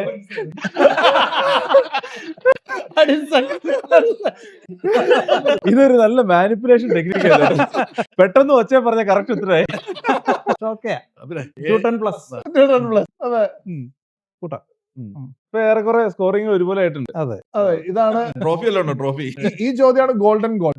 ഈ ചോദ്യത്തിന് ആരും ഉത്തരം പറഞ്ഞ് ശരിയാവുന്ന അത് അവരാണ് വിജയ്. ഇപ്പൊ അജയ് ചേട്ടന്റെ അഭിപ്രായത്തില് റിട്ടയർ ചെയ്താലും വരുൺ ചേട്ടൻ ലൈഫ് ലോങ് കണ്ടിന്യൂ ചെയ്യാൻ പോകുന്ന ഒരു കാര്യം എന്തായിരിക്കും? വെള്ളോടിയുടെ കാര്യമല്ലോ. അല്ല, ഹണ്ടിങ്, ഹണ്ടിങ്, ഫിഷിംഗ്, ഫിഷിംഗ്. ഇതൊക്കെ എന്തായാലും പുള്ളിയുടെ കൂടെ ഉണ്ടാവും. അല്ല, നമ്മൾ ഒറ്റ ആക്ടിവിറ്റി, അതായത് ഈ പറയുന്ന നമ്മൾ മുമ്പേ പറഞ്ഞ ആക്ടിവിറ്റീസിനകത്തെല്ലാം നീ ഇവിടെ പറയാവുന്ന കാര്യം പറയാമല്ലോ. ഉറപ്പായിട്ടും ഈ ഒരു പർട്ടിക്കുലർ കാര്യം ഉറപ്പായിട്ടും ഈ ഒരു എന്റർടൈൻമെന്റ്, ഈ ഒരു ഔട്ട്ഡോർ ആക്ടിവിറ്റിയെ പറ്റി നമ്മൾ പറയുന്നത് മൊത്തത്തിൽ പറയുകയാണെങ്കിൽ കൺട്രി സൈഡ് ആക്ടിവിറ്റീസ് ചെയ്തിരിക്കും. അതുപോലും എല്ലാം പെടുത്തിട്ടോ. അത് ഉത്തരം അറിയത്തില്ലെന്ന് പറയാതെ പറയുകയാണ് ഇവിടെ. ഇതിലെല്ലാം പെടും. ഇപ്പൊ എന്തായാലും ഹണ്ടിങ് ഉണ്ടാവും, ഫിഷിംഗ് ഉണ്ടാവും, ഓഫ് റോഡ് ഉണ്ടാവും, പിന്നെ കാരവാനിങ് ഉണ്ടാവും. അപ്പൊ ഇതിനകത്ത് ഒരെണ്ണം പിക്ക് ചെയ്യാനായിട്ട് പറ്റത്തില്ല. ഇതുണ്ടാവും. എല്ലാത്തിലും ഒരെണ്ണമായിട്ട് മാറ്റി വെക്കാൻ പറ്റില്ല. മാസത്തിലൊരു ദിവസം മൂകാംബിയേക്ക് പോകുന്നു പറഞ്ഞാൽ കാരണം ഇതിപ്പോ എല്ലാം സീസണലാണല്ലോ. ഇപ്പൊ ഹണ്ടിങ്ങിന്റെ സമയത്ത് ഹണ്ടിങ് പോകും. ശരിയാണ് കേട്ടോ. ഇവിടെ എല്ലാം ഫിഷിങ്ങിന് ഒരു സമയമുണ്ടല്ലോ. വെതർ മോശമുള്ള സമയത്ത്, മഴയുള്ള സമയത്ത് നമ്മൾ പോകാറില്ല. നല്ല ചൂടുള്ള സമയത്തൊക്കെയാണ് പോകുന്നത്. പിന്നെ ഞങ്ങൾ അടുത്തൊരു ട്രിപ്പ് പ്ലാൻ ചെയ്യുന്നുണ്ട്. നെക്സ്റ്റ് വീക്ക് മിക്കവാറും ഞങ്ങൾ ബാരൽ ട്യൂണ പിടിക്കാനായിട്ട് പോകുന്നുണ്ട്. ഏതാണ് ചേട്ടാ? Barrel tuna. കാരണം 100 കിലോയ്ക്ക് മുകളിലുള്ള ട്യൂണയാണ്. 100 കിലോ റേഞ്ചുള്ള ട്യൂണയ്ക്കാണ് ബാരൽ ട്യൂണ എന്ന് പറയുന്നത്. Ballot tuna. Barrel tuna. Okay. നമ്മള് ഒരു പ്ലാൻ ഉണ്ട് നെക്സ്റ്റ് വീക്ക്. Next week. കഴിഞ്ഞ വർഷം ഞങ്ങൾ പോയിരുന്നു. അൺഫോർച്ചുനേറ്റ്ലി ഞങ്ങൾക്ക് കിട്ടിയില്ല. 2 ട്രിപ്പ് പോയി. കിട്ടി, ഷാർക്കെല്ലാം കിട്ടി. നമുക്ക് ഗമ്മി 40 കിലോ ഉള്ള ഷാർക്ക് കിട്ടി. പക്ഷേ ട്യൂണ കിട്ടിയില്ല. ഇതിന് എന്തെങ്കിലും റെഗുലേഷൻ ഉണ്ട്? നമ്മള് ക്രാബ് പിടിക്കുമ്പോഴൊക്കെ ഇതിനൊരു മെഷർമെന്റ് നോക്കുന്നല്ലേ? ഇതിന് 100 കിലോയ്ക്ക് മുകളിൽ ട്യൂണയ്ക്ക് മെഷർമെന്റ് നോക്കേണ്ട കാര്യമില്ല. അത് പിടിക്കാൻ നോക്കാം, കുഴപ്പമില്ല. പക്ഷെ എണ്ണങ്ങളുണ്ട് പിടിക്കാൻ. അങ്ങനെയൊക്കെ ഉണ്ട്. അത് നമ്മളെ ബോട്ടിലല്ല പോണേ, ചാർട്ടേഡ് ബോട്ടിലാണ് പോകുന്നത്. അത് നമ്മൾ ചേസ് ചെയ്യണേ. അതൊരു വലിയ എക്സ്പീരിയൻസ് ആണ്. ബോട്ടിനകത്ത് നമ്മൾ ഇതെല്ലാം വെച്ചിട്ട് നമ്മൾ ബോട്ട് ഓടിച്ചു പോവാം. ട്യൂണ എന്ന് പറഞ്ഞാൽ ഫിഷ് എപ്പോഴും റൺ ചെയ്യണതാണ്. കാരണം അതിന്റെ ബ്ലഡ് കോൾഡ് ബ്ലഡ് ആണ്. നിന്ന് കഴിഞ്ഞാൽ അത് ചത്തുപോകും. ശരി. എപ്പോഴും മൂവ് ചെയ്തോണ്ടേ ഇരിക്കും. സ്ലീപ്പ് ചെയ്യില്ല. ഫുൾ ടൈം റണ്ണിങ് ആണ്. അപ്പൊ അത് ബൈറ്റ് ചെയ്യണതും റണ്ണിങ്ങിലായിരിക്കുള്ളൂ. ബോട്ട് റൺ ചെയ്തോണ്ടേ ഇരിക്കും. പക്ഷെ അതൊക്കെ ഒരിക്കൽ പോലെങ്കിലും ഒന്ന് എക്സ്പീരിയൻസ് ചെയ്യുന്നത് നല്ലതാണ്. പ്രേക്ഷകർക്ക് ആ ഡീറ്റെയിൽസ് കുറച്ച് കൂടുതൽ പറയാം. അത് ചാർട്ടേഡ് ആണ് ശരിക്കും. അതിനൊരു സീസൺ ആണ്. എത്ര രൂപ ചെലവ് വരും? നമ്മൾ പോകുന്ന സത്യം പറഞ്ഞാൽ ബോട്ട് എടുത്തിട്ടാണ്. ബോട്ടിന് 2500 മുതൽ 3000 റേഞ്ച് ആണ് നമുക്കൊരു ബോട്ടിന് 1 ഡേ വാടക. $3000. 2500 മുതൽ 3000 വരെയാണ് അതിന്റെ റെന്റ് വരുന്നത്. നമ്മൾ വാടകയ്ക്ക് എടുക്കും. അവരുടെ കൂടെ ബോട്ട് ഓടിക്കാൻ ആളുണ്ട്. പിന്നെ ഒരു ഹെൽപ്പർ ഉണ്ടാവും, പിന്നെ ചൂണ്ട കാര്യങ്ങളെല്ലാം അവർ തരും. അവര് നമുക്ക് ഗൈഡൻസ് ആ, തരും. നമ്മള് പിന്നെ അതായത് ഇതുമായിട്ട് ഒരു അറിവില്ലാത്ത ഒരാൾക്കും ഈ ഒരു എക്സ്പീരിയൻസിന് വേണ്ടിയിട്ട് പോകാൻ പറ്റും. പിന്നെ എന്ന് വെച്ചാൽ നമ്മുടെ സീ സിക്നസ് ആണ് കുഴപ്പം. കാരണം പല ആൾക്കാർക്കും വന്നാലും എൻജോയ് ചെയ്യാൻ പറ്റത്തില്ല. കാരണം നമ്മൾ കുറെ ഉള്ളിലേക്ക് പോകുമ്പോൾ സ്വെല്ല് കൂടുതൽ ഇങ്ങനെ ആകുമ്പോഴത്തേക്ക് എല്ലാം ചാട്ടം. stick ആവും. എത്ര ഉള്ളിലോട്ട് പോകും നമ്മള്? അത് ഇതിനെ ചേസ് ചെയ്ത് പോവാ നമ്മൾ. കാരണം നമ്മൾ ഈ ബേഡിനെ നോക്കിയിട്ടാണ് ഈ ട്യൂണനെ ഫൈൻഡ് ഔട്ട് ചെയ്യണത്. കിലോമീറ്റർ 100, 150 അത്രയൊക്കെ നമ്മൾ റൺ ചെയ്യും. നമ്മള് വൈകുന്നേരം തിരിച്ചു വരും. ഓ, ശരി. ഓ, ഇത് ഒരു One day ദിവസത്തെ activity ഒരു ആണ്. whole day, whole day. അപ്പൊ ചേട്ടന്മാർ ഇതിനു മുന്നേ പോയിട്ടുണ്ടോ? പിന്നെ ഞങ്ങൾ കഴിഞ്ഞ പ്രാവശ്യം പോയി. പിന്നെ ഇവിടെ ട്യൂണ പിടിക്കാൻ പോകും. നമ്മുടെ അടുത്ത് തന്നെ, അഡ്ലൈഡ് അടുത്ത് തന്നെ ഉണ്ട്. പക്ഷെ അവിടെ വലിയ ട്യൂണ വരാറില്ല. ചെറിയ tuna 8 kilo, 10 kilo, 12 kilo, 15 kilo ആ റേഞ്ച് ഉള്ളത്. വലുത് പിടിക്കാൻ നമ്മൾ മെൽബൺ അടുത്തുള്ള സ്ഥലമുണ്ട്, പോർട്ട്ലാൻഡ് എന്ന് പറയും. ശരിക്കും പാഷന്റെ ഒരു ഇന്റൻസിറ്റിയാണ് ഞാൻ ഇവിടെ കാണുന്നത്. അതായത് $100-100 ഒരു മീനെ പിടിക്കാൻ വേണ്ടി $3000 ചെലവാക്കി പോകാനുള്ള ആ മനസ്സും ആ ഒരു ഇല്ല, അഡ്വഞ്ചർ. അതൊക്കെ നമ്മുടെ ബക്കറ്റ് ലിസ്റ്റിൽ പെട്ട സംഭവമാണ് ട്യൂണ പിടിക്കുക എന്ന് പറഞ്ഞത്. കാരണം എന്തും സംഭവിക്കണം നല്ലത്. ഒരു 100 കിലോയുള്ള 100 ട്യൂണയായിട്ട് കിലോളം ഫൈറ്റ് fish ചെയ്ത് നമ്മളൊന്നും അതിനെ പിടിക്കില്ല. പിടിച്ച് ബോട്ടിൽ കയറ്റുക എന്ന് പറയുന്നത് നമ്മൾ ഫിഷ് അല്ല നമ്മൾ ഉദ്ദേശം, പിടിക്കുക. അതാണ് അതിന്റെ thrill. ആ ഒരു അഡ്രിനാലിൻ. അത് നമ്മൾ അപ്പൊ ഇതിനെ പൈസ നമ്മള് നോക്കാറില്ല. നമ്മുടെ ചൂണ്ടയിൽ കൊളുത്തിയാൽ ഇതിനെ വലിച്ചു കയറ്റുന്ന അതിനൊക്കെ ഗിയറും കാര്യങ്ങളൊക്കെ ഉണ്ട്. കാരണം നമ്മള് ചൂണ്ട നമ്മുടെ ദേഹത്തോട് വെക്കാൻ ഇവിടെ നമുക്ക് പാട്ടർ സംഭവം എല്ലാം ഉണ്ട്. അതെല്ലാം വെച്ചിട്ടാണ് നമ്മൾ ഫൈറ്റ് ചെയ്യുന്നത്. ഇവരെ ഒരു ലൈവ് എപ്പിസോഡ് ഇവരുടെ ഇവിടെ നമുക്ക് ഒരു ദിവസം നമുക്ക് ഭയങ്കര പോയേക്കാം. നിങ്ങൾ experience റെഡി ആണെങ്കിൽ നമുക്ക് നെക്സ്റ്റ് വീക്ക് Right. തകർത്തേക്കാം. അവിടെ പിന്നെ ബോട്ടിൽ ചെയ്തേക്കാം. അങ്ങനെ ഇഞ്ചോടിഞ്ച് പോരാട്ടമായ ഒരു എന്താ പറയാ നിറഞ്ഞ മത്സരത്തിൽ രണ്ടുപേരും സമനിലയിൽ അതെ. അടിപൊളി. ആശാനും ശിശുവിനും ഒരേപോലെ പെർഫോം ചെയ്തിരിക്കുകയാണ്. Congratulation. Thank you. Thank you. ചേട്ടാ, ഈ കാണുന്ന പല പ്രേക്ഷകർക്കും ഈ പറയുന്ന ഹോബിയിലോട്ട് കടന്നു വരണം എന്ന് ആഗ്രഹമുണ്ടാവും. അങ്ങനെയാണെങ്കിൽ ആദ്യത്തെ നടപടികൾ എന്താണ്? ഇപ്പൊ എനിക്ക് ഹണ്ടിങ്ങിന് വരണം, അല്ലെങ്കിൽ എനിക്കൊന്ന് ഹണ്ട് ചെയ്താൽ കൊള്ളാമെന്നുണ്ട്, അതൊന്ന് ജീവിതത്തിൽ എക്സ്പീരിയൻസ് ചെയ്താൽ കൊള്ളാമെന്നുണ്ട്. അങ്ങനെയെങ്കിൽ ചേട്ടന്റെ അഭിപ്രായം എന്താണ്? ഞാൻ എന്തൊക്കെ ഫോളോ ചെയ്യണം? അതായത് ഗൺ ലൈസൻസ് എടുക്കണമെന്നുണ്ടെങ്കിൽ അതിന്റെ ഒരു ഗൺ process ലൈസൻസ് ആണ്. എടുക്കാൻ താല്പര്യം ഉണ്ടെങ്കിൽ വളരെ ഈസിയാണ്. നമ്മുടെ ഫയർ ആം ഡിവിഷനുമായിട്ട് ബന്ധപ്പെടുക, അല്ലെങ്കിൽ ജസ്റ്റ് പോലീസ് സ്റ്റേഷനിൽ പോയിട്ട് പറഞ്ഞാൽ മതി, അവർ അതിന്റെ ഫോം തരും. ഇല്ലെങ്കിൽ ഗൺ ഷോപ്പുകളുണ്ട്, അവിടെ പോയി പറഞ്ഞാലും അവർ അതിന്റെ ഫോമുകൾ തരും, അപ്ലൈ ചെയ്യുക. അതിനുശേഷം ഒരു ചെക്ക് ഉണ്ട്, പോലീസ് ചെക്ക് ഉണ്ട്, അത് കഴിയും. അതിനുശേഷം നമുക്ക് ഒരു ടെസ്റ്റ് ഉണ്ട്. ടെസ്റ്റ് ഒരു ഒരു ഒരു ഒരു 1 ഡേ ക്ലാസ് ആണത്. ക്ലാസ് ആണ്. അപ്പൊ അതിനകത്ത് നമുക്ക് നമ്മുടെ പ്രൊഫഷൻസി ടെസ്റ്റ് ഉണ്ട്. മറ്റേ കുറച്ച് റൂൾസ് കാര്യങ്ങളെല്ലാം പറഞ്ഞു തരും. അത് കഴിഞ്ഞാൽ നമുക്ക് ഡയറക്റ്റ് ലൈസൻസ് കിട്ടും. $500 താഴെ അതേ ആവുള്ളൂ. അതിലൊരു കൂടി വന്ന ഒരു ടോട്ടൽ എനിക്ക് തോന്നുന്നു 3 to 4 മന്ത്സ് ടൈമിനുള്ളിൽ നമുക്ക് ലൈസൻസ് കിട്ടും. അല്ല, ഈ ടെസ്റ്റ് എന്ന് പറയുന്നത് നമ്മൾ അതിനകത്ത് ട്രെയിനിങ് ഒന്നും ഇല്ലാണ്ട് അന്ന് ആ ട്രെയിനിങ്ങും അതെല്ലാം ട്രെയിനിങ് എല്ലാം കൂടി ഒരു Training എല്ലാം ഒരു ദിവസത്തെ. ഉണ്ട്. അപ്പം ഒരാൾക്ക് ഗൺ ലൈസൻസ് എടുക്കണമെന്നുണ്ടെങ്കിൽ അത് തുടക്കം മുതലേ നമ്മൾ നോക്കുകയാണെങ്കിൽ ഒരു മാസത്തിനുള്ളിൽ അച്ചീവ് ചെയ്യാവുന്ന ഒരു കാര്യം. ഒരു മാസം. കാരണം ഇതിന്റെ പേപ്പർ വർക്ക് ചെയ്യാൻ കുറെ സമയം എടുക്കും. അപ്പൊ അതുകൊണ്ട് ഒരു 3 months 4 months ആ ഒരു പീരീഡ്. കാരണം പ്രോപ്പർ പോലീസ് ചെക്ക് ഉണ്ടാവും. ബിഹേവിയറും കാര്യങ്ങളൊക്കെ ആയിരിക്കും അവർ നോക്കുന്നത്. ഇത് നമ്മുടെ ഈ കാറിന്റെ ലൈസൻസ് പോലെ നമ്മൾ റിന്യൂ ചെയ്യേണ്ട ഒരു ലൈസൻസ് ആണ്. ഉണ്ട് തീർച്ചയായിട്ടും. എത്ര നാൾ കൂടുമ്പോഴാണ് അത് നമുക്ക് നമ്മൾ എടുക്കണ പോലെ ഇരിക്കും. നമുക്ക് 1 year, 2 year, 1 5 year, 10 year നമ്മൾ പുതുക്കണ പോലെ ഇരിക്കും. ശരിക്കും കാറിന്റെ ലൈസൻസ് വേണം തന്നെ. ഈ ഗൺ ലൈസൻസ് നിലവിൽ ഹോൾഡ് ചെയ്യുന്ന ഒരാൾക്ക് എന്തെങ്കിലും ക്രിമിനൽ കേസുകളോ അങ്ങനെ എന്തെങ്കിലുമൊക്കെ വന്നാൽ പാടില്ല. അവരുടെ ഗൺ ലൈസൻസ് സ്വാഭാവികമായി കട്ടാവും. ബാധിക്കും. അല്ല ചേട്ടാ, ഇത്രയേറെ കളക്ഷൻ ഓഫ് തോക്കുകൾ വീട്ടിലുള്ളപ്പോഴേ എപ്പോഴെങ്കിലും ഒന്ന് എടുത്ത് പ്രയോഗിക്കണമെന്ന് തോന്നിയിട്ടുണ്ടോ? ആരെങ്കിലും ഈ റോങ് ഡയലോഗ് അടിക്കുന്നത്? ഇല്ല, നമുക്ക് അങ്ങനെ ചെയ്യാൻ പാടില്ല. അത് നമുക്ക് അതിന് പേഷ്യൻസ് ഒക്കെ ഇല്ലാത്തവൻ ഈ പരിപാടിക്ക് പോരുത്. അതാണ് മുമ്പ് എത്തിക്സിന്റെ കാര്യം പറഞ്ഞത്. Gun ethics. പിന്നെ ഇതിന് കുറെ റൂൾസ് ആൻഡ് റെഗുലേഷൻസ് ഉണ്ട്. നമുക്ക് അനാവശ്യമായിട്ട് വീട്ടിൽ അത് യൂസ് ചെയ്യാനും പാടില്ല. വീട്ടിൽ വരുന്നവർക്ക് എടുത്ത് കാണിച്ചു കൊടുക്കാനും പാടില്ല. അത് അതിന്റെ ഉള്ളിൽ ഇരുന്നോളണം, സേഫിന്റെ ഉള്ളിൽ ഇരുന്നോളണം. കാരണം ഗൺ ലൈസൻസ് എന്ന് പറയുന്നത് ലൈസൻസ് വെക്കാൻ പോകുമ്പോൾ തന്നെ പറയും, ഇതൊരു ലൈസൻസ് അല്ല, പ്രിവിലേജ് ആണ്. അത് ലൈസൻസ് ആയിട്ട് നമുക്ക് കൂട്ടാൻ പറ്റത്തില്ല. ഇപ്പൊ ഞാൻ ഗൺ എടുത്തുകൊണ്ട് മുറ്റത്തോട്ട് നടന്നിട്ട് അയലോക്കാരൻ വന്ന് പോലീസിനെ വിളിച്ച് പറഞ്ഞാലും നമ്മൾ റെസ്പോൺസിബിൾ ആണ്. കാരണം അവനും ഇത് കണ്ട് പേടിക്കാൻ പാടില്ല. മോക്കിംഗ് നമ്മൾ പബ്ലിക്കിലാണെങ്കിൽ പോലും അത് നമുക്ക് ഒത്തിരി റൂൾ ഉണ്ടല്ലോ. ടോയ് ഗണ്ണാണെങ്കിൽ പോലും ഇമിറ്റേഷൻ പോലും എടുത്ത് പബ്ലിക് ഉണ്ടാകാൻ പാടില്ല. അതുപോലെ തന്നെ നമ്മൾ കെയർഫുൾ ആവേണ്ട കാര്യമാണ്. അത് ലൈസൻസ് അല്ല, പ്രിവിലേജ് ആണ്. ഈവൻ നമ്മൾ കാറിൽ സഞ്ചരിക്കുമ്പോഴും ഇത് പുറത്തേക്ക് കാണാൻ പാടില്ലാത്ത രീതിയിലാണ് വെക്കേണ്ടത്. മറ്റുള്ളവർക്ക് അത് കണ്ടിട്ട് ഒരു ബുദ്ധിമുട്ടുണ്ടാവാൻ പാടില്ല. അതുപോലെ തന്നെ നമ്മുടെ ഇവിടെ ഈ പെസ്റ്റായിട്ട് ഇവിടുത്തെ ആനിമൽസ് മാറാറുണ്ട്. നമ്മൾ മുമ്പേ പറഞ്ഞു ഡിങ്കോസ്, ഇതിന്റെ കാര്യമൊക്കെ നമ്മൾ പറഞ്ഞു. ക്യാമൽസും പെസ്റ്റായിട്ട് മാറുന്നുണ്ട്. പിന്നെ അതേപോലെ തന്നെ ഫോക്സ് എന്നാണ് ഇവിടെ പറയുന്നത്. അപ്പൊ അതിന്റെ ഒരു എന്താ പറയാ, ഇതിനെ ഒഴിവാക്കാൻ വേണ്ടിയിട്ട് ഞാൻ കേട്ടിട്ടുണ്ട് ഗവൺമെന്റ് തന്നെ റൈഫിൾ ക്ലബ്ബുകളെ റീച്ച് ഔട്ട് ചെയ്യും ഹെൽപ്പിന് വേണ്ടി. നമുക്കൊരു ഡെസിഗ്നേറ്റഡ് സ്ഥലത്തുള്ള ഈ പറയുന്ന പെസ്റ്റിനെ ഷൂട്ട് ഡൗൺ ചെയ്യുക. അതെങ്ങനെയാ പെസ്റ്റ് കൺട്രോളിങ് വർക്ക് ചെയ്യുന്നത്? ജസ്റ്റ് ഇവിടുത്തെ ഇത് ക്യാമൽ ഉൾപ്പെടെ സാധനങ്ങൾ ഇപ്പോൾ പെസ്റ്റാണ്. പണ്ട് ഇവിടെ ട്രാൻസ്പോർട്ടേഷന് വേണ്ടിയിട്ടൊക്കെ വേണ്ടി കൊണ്ടുവന്നതാണ്. പിന്നെ അതിനുശേഷം അവരതിനെ ഓപ്പണാക്കി വിട്ടു. അത് പെസ്റ്റായിട്ട് വന്നു. ഇത് ഏരിയൽ കിള്ളിംഗ് എന്ന് പറയും. ഗവൺമെന്റ് ഹെലികോപ്റ്ററിൽ വന്നിട്ട് ചോപ്പറിൽ വന്നിട്ട് ഇതിനെ ഷൂട്ട് ചെയ്യും, എണ്ണം കുറയ്ക്കാനായിട്ട്. അത് മെയിനായിട്ട് ഗോട്ടിനെ ഷൂട്ട് ചെയ്യുന്നുണ്ട് എണ്ണം കൂടുമ്പോൾ. അതുപോലെ തന്നെ ഡിയറിനെ അവർ ഷൂട്ട് ചെയ്യുന്നുണ്ട്. കള്ള് ഇഷ്ടംപോലെ എമൗണ്ട് മുടക്കിയിട്ട്. കാരണം ഇത് ഫാർമേഴ്സിന് ഭയങ്കര ബർഡനാണ്. അവിടെ ഫെൻസ് നശിപ്പിക്കും. പിന്നെ നമ്മുടെ നാട്ടിൽ കേട്ടില്ലേ ആട് വെട്ടിയെന്നൊക്കെ. ആടൊക്കെ പുല്ല് കടിച്ചു കഴിഞ്ഞാൽ അത് പിന്നെ വളരില്ല, ഗ്രോ ചെയ്യില്ല. പിന്നെ ആടെന്ന് വെച്ചാൽ ഒരിടത്ത് പുല്ല് ഫുള്ള് തിന്നുമല്ല ചെയ്യണം, ഇത് കടിക്കും അത് കടിക്കും, ഇങ്ങനെ നടക്കും. ഇത് തന്നെ മാനം ചെയ്യണത്. അപ്പൊ പിന്നെ ഇവിടെ ഈ ഷീപ്പൊക്കെ ആണല്ലോ ഇവിടെ പ്രോബ്ലം ഉണ്ട്. അവർക്കുള്ള ഫുഡ്, ഇവിടെ ഫുഡാണ് ഇവർ അടിച്ചു മാറ്റുന്നത്. അപ്പൊ അതുകൊണ്ട് അതിനെ കള്ളി, അത് ഗവൺമെന്റ്. ഷീപ്പും ഒരു പെസ്റ്റായിട്ട് കാണാറുണ്ട്. ഷീപ്പല്ല, sheep ഷീപ്പ് ഇവർ വളർത്തണല്ലേ. ചീപ്പിന്റെ ഫുഡ് ഇവർ വന്ന് കിട്ടും. ആ, ഗോട്ടൊക്കെ ഉപയോഗിച്ച് കടിച്ചു കഴിഞ്ഞാൽ പിന്നെ പുല്ല് വളരാൻ അതിന്റെ ഗ്രോത്ത് കുറയും. അപ്പം ഇത് പക്ഷേ ഈ വൈൽഡ് മീറ്റ് പക്ഷെ നമുക്ക് കടയിൽ മേടിക്കാൻ കിട്ടുമോ? കിട്ടുന്നുണ്ട്. അവൈലബിൾ ആയി തുടങ്ങി. ആണോ? ഈ പണ്ടൊരിക്കൽ ന്യൂസിലൻഡില് പന്നിയുടെ ഇറച്ചി കഴിച്ചിട്ട് മരണപ്പെട്ട ദമ്പതികളെ അറിയാം. അപ്പോൾ നമ്മൾ ഈ പറയുന്ന നായാട്ടിന് പോകുന്ന മൃഗത്തിന്റെ ഇറച്ചി കഴിക്കാവോ? അതിനു വേണ്ടി നമ്മൾ എന്തെങ്കിലും പ്രത്യേകമായിട്ട് ചെയ്യേണ്ട കാര്യമുണ്ടോ?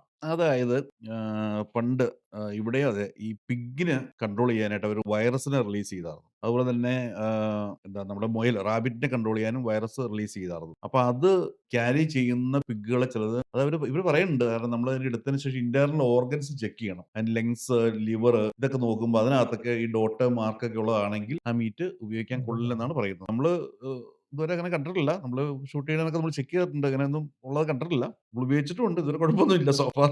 സോഫാർ ഓക്കെയാണ്. അങ്ങനെ നമ്മൾ ഹണ്ട് ചെയ്ത ഒരു ആനിമലിന് ഇങ്ങനെ ഒരു പ്രശ്നം ഉണ്ടെന്ന് നമ്മൾ ഐഡന്റിഫൈ ചെയ്താൽ അത് നമുക്ക് പിന്നെ അത് അവിടെ തന്നെ ലീവ് ചെയ്യാവോ? നമ്മൾ നോർമൽ ഈ ഹണ്ടിങ് പ്രോപ്പർട്ടികൾ എന്ന് പറഞ്ഞാൽ ഇവിടെ 1 ലക്ഷം, 1.5 ലക്ഷം, 2 ലക്ഷം ഒക്കെ ഉള്ള ഭൂമിയാണ്. 1.5 ലക്ഷം ഏക്കർ 1.5 ഏക്കർ. കേരളത്തിൽ നമുക്ക് ഇമാജിൻ ചെയ്യാൻ പറ്റും 1.5 ലക്ഷം ഏക്കർ ഒരാളുടെ പ്രോപ്പർട്ടി എന്ന് അത് പറയുന്നത്. ഒരു സൈഡിൽ നിന്ന് ഒരു 30 മിനിറ്റ്സ് ഒക്കെ എടുക്കും അങ്ങേ സൈഡ് വരെ വണ്ടി ഓടിച്ചെത്താൻ. അപ്പൊ അതുപോലെ ഉള്ള വലിയ പ്രോപ്പർട്ടി. അപ്പൊ അതിനകത്ത് നമ്മൾ ലീവ് ചെയ്യും. പരുന്ത്, പിന്നെ കുറുക്കൻ, ഇതെല്ലാം ഉള്ളതുകൊണ്ട് ഇതൊന്ന് ഈ ടീം പിന്നെ ആൻസ് ഇതെല്ലാം കൂടെ ചില കൊണ്ട് സ്ഥലത്ത് പോകും. പിറ്റുകളുണ്ടാവും. ഡിസ്പോസ് ചെയ്യാൻ പറ്റിയിട്ടുണ്ട്. ഈ പറയുന്ന ക്യാമ്പ്സ്, അതായത് ഈ ചേട്ടൻ പറയുന്നില്ലേ ഷൂട്ടിങ്ങിന് പെർമിഷനുള്ള സൈറ്റുകൾ, ഈ പറയുന്ന 1.5 ലക്ഷം ഏക്കർ, ഇതൊക്കെ എങ്ങനെയാണ് നിങ്ങൾ കണ്ടെത്തിയത്? അതും ഇതിലൊരു സീക്രട്ട് ആണ്. പലതും പല പേഴ്സണൽ കണക്ഷൻ വെച്ചിട്ട് നമുക്ക് കിട്ടുന്നതാണ്. പിന്നെ നമ്മൾ പുറത്ത് പലതും പറയാത്ത എന്താന്ന് വെച്ചാൽ ഇത് നമ്മളവിടെ പോയി അതുപോലെ തന്നെ ട്രീറ്റ് ചെയ്താൽ മാത്രമേ ആ പ്രോപ്പർട്ടി അവർ നമുക്ക് വീണ്ടും തരുള്ളൂ. അപ്പൊ നമ്മൾ എല്ലാവർക്കും നമ്പർ കൊടുത്തിട്ട് കുറെ പേരോടൊപ്പം എന്തെങ്കിലുമൊക്കെ ഈ അലുകുലത്ത് കാണിച്ചിട്ട് വന്നു കഴിഞ്ഞാൽ നമുക്ക് പ്രോപ്പർട്ടി കിട്ടത്തില്ല. അപ്പൊ കുറച്ച് അതിനകത്തൊരു സീക്രട്ട് ഉണ്ട്. പിന്നെ ഇവിടെ വെബ്സൈറ്റ് ഉണ്ട്, ഹണ്ടിങ് പ്രോപ്പർട്ടികൾ അവൈലബിൾ ഉള്ള വെബ്സൈറ്റ് ഉണ്ട്, ഇൻലാൻഡ് ഹണ്ടിങ്. അപ്പൊ അതിനകത്ത് കയറി കഴിഞ്ഞാൽ നമുക്കറിയാം എവിടെ പ്രോപ്പർട്ടി ഉണ്ടാകും, ക്യാഷ് കൊടുത്തിട്ട് പോകണം. പ്രൈവറ്റ് ആയിട്ട് കുറെ ആൾക്കാരെ നമ്മളെ ഏൽപ്പിച്ചേക്കണത് അവർ നമ്മൾ ട്രസ്റ്റ് ചെയ്തേക്കണം. അപ്പൊ നമ്മൾ അതിനകത്ത് നമ്മൾ പോകുമ്പോൾ അതുപോലെ തന്നെ നമ്മുടെ സ്വന്തം പ്രോപ്പർട്ടി പോലെ നമ്മളെ കെയർ ചെയ്യണം. അവർ പുറത്തുള്ള ആൾക്കാരെ അലോ ചെയ്യില്ല. അപ്പൊ നമുക്ക് ഇത് നമ്മളുടെ ട്രസ്റ്റ് കൊണ്ട് വരുന്നതാണ്. അപ്പൊ നമ്മൾ പുറത്തൊരാൾ വന്ന് വിളിച്ചു കഴിഞ്ഞാൽ അവർ കൊടുക്കണമെന്നില്ല. അപ്പൊ അതുകൊണ്ട് അതൊരു സീക്രട്ട് എന്ന് പറയാൻ കാര്യം. അപ്പൊ ഇത് കാണുന്ന ആർക്കെങ്കിലും ഒരു ഹണ്ടിങ്ങിന് പോകണമെന്നുണ്ടെങ്കിൽ നിങ്ങളെ കോൺടാക്ട് ചെയ്താൽ മതി എന്നാ? തീർച്ചയായും ഞങ്ങൾക്ക് ഹെൽപ്പ് ചെയ്യാവുന്ന ഹെൽപ്പുകൾ നമുക്ക് ചെയ്യാം. നമ്മുടെ പരിധിക്കുള്ളിൽ ചെയ്യാവുന്ന രീതിയിൽ ചെയ്യാം, കുഴപ്പമില്ല. അപ്പം കുറെ നല്ല ഇൻഫർമേഷൻസ് ഉണ്ടായിരുന്നു അല്ലേ ഹണ്ടിങ്ങിന്? സത്യം പറഞ്ഞാൽ ഇപ്പൊ ഒരു നായാട്ടിന് പോകണം തോന്നുന്നു. അതെ. സത്യം പറ പാപ്പ, ഇങ്ങനെ ഒരു ദിവസം നീ പ്രതീക്ഷിച്ചതല്ലേ? അങ്ങനെ ഒരു മൊമെന്റ് ആയിരുന്നു. ഒരുപാട് ഇൻഫർമേഷൻസ്, ഒരുപാട് നാളായിട്ട് എനിക്കാണല്ലോ ഇതിനെപ്പറ്റി അറിയണമെന്ന് ഒരുപാട് ആഗ്രഹമുള്ള ഒരു ഫീൽഡായിരുന്നു. ഞാൻ ജോസഫിന്റെ അടുത്താണല്ലോ നമ്മൾ സംസാരിച്ചിട്ടുണ്ട് പല പ്രാവശ്യം ഹണ്ടിങ്ങിന് പോകുന്നതിന് വേണ്ടി. ജോസഫ് ഹണ്ടിങ്ങിന് പോയിട്ടുണ്ട്. എനിക്ക് തോന്നുന്നത് ഹണ്ടിങ്ങിനെ പറ്റി പല ആൾക്കാരും എപ്പോഴും ഇതിലേക്കൊക്കെ വരണമെന്നുണ്ടെങ്കിലും പല തടസ്സങ്ങൾ കാരണം വരാൻ പറ്റാത്ത ആൾക്കാർക്ക് ഇതൊക്കെ ഒരു മോട്ടിവേഷൻ ആവട്ടെ അവർക്കും. ഇപ്പം നമുക്ക് മനസ്സിലായി നമ്മള് ലൈസൻസ് എടുക്കുന്നതിനകത്ത് ഒരുപാട് ഒരു ഹഡിൽസ് ഇല്ല, നമുക്ക് ഈസിലി അവൈലബിൾ ആണ്. ഇതൊക്കെ നമുക്ക് മനസ്സിലായി. അപ്പം വളരെ നന്ദി ചേട്ടാ, ഒരുപാട് ഇൻഫർമേഷൻ ഞങ്ങളോട് ഷെയർ ചെയ്തതിന് ജോയ് ടോക്സിന്റെ വക. Thank you. Thank you. ഒത്തിരി സന്തോഷം.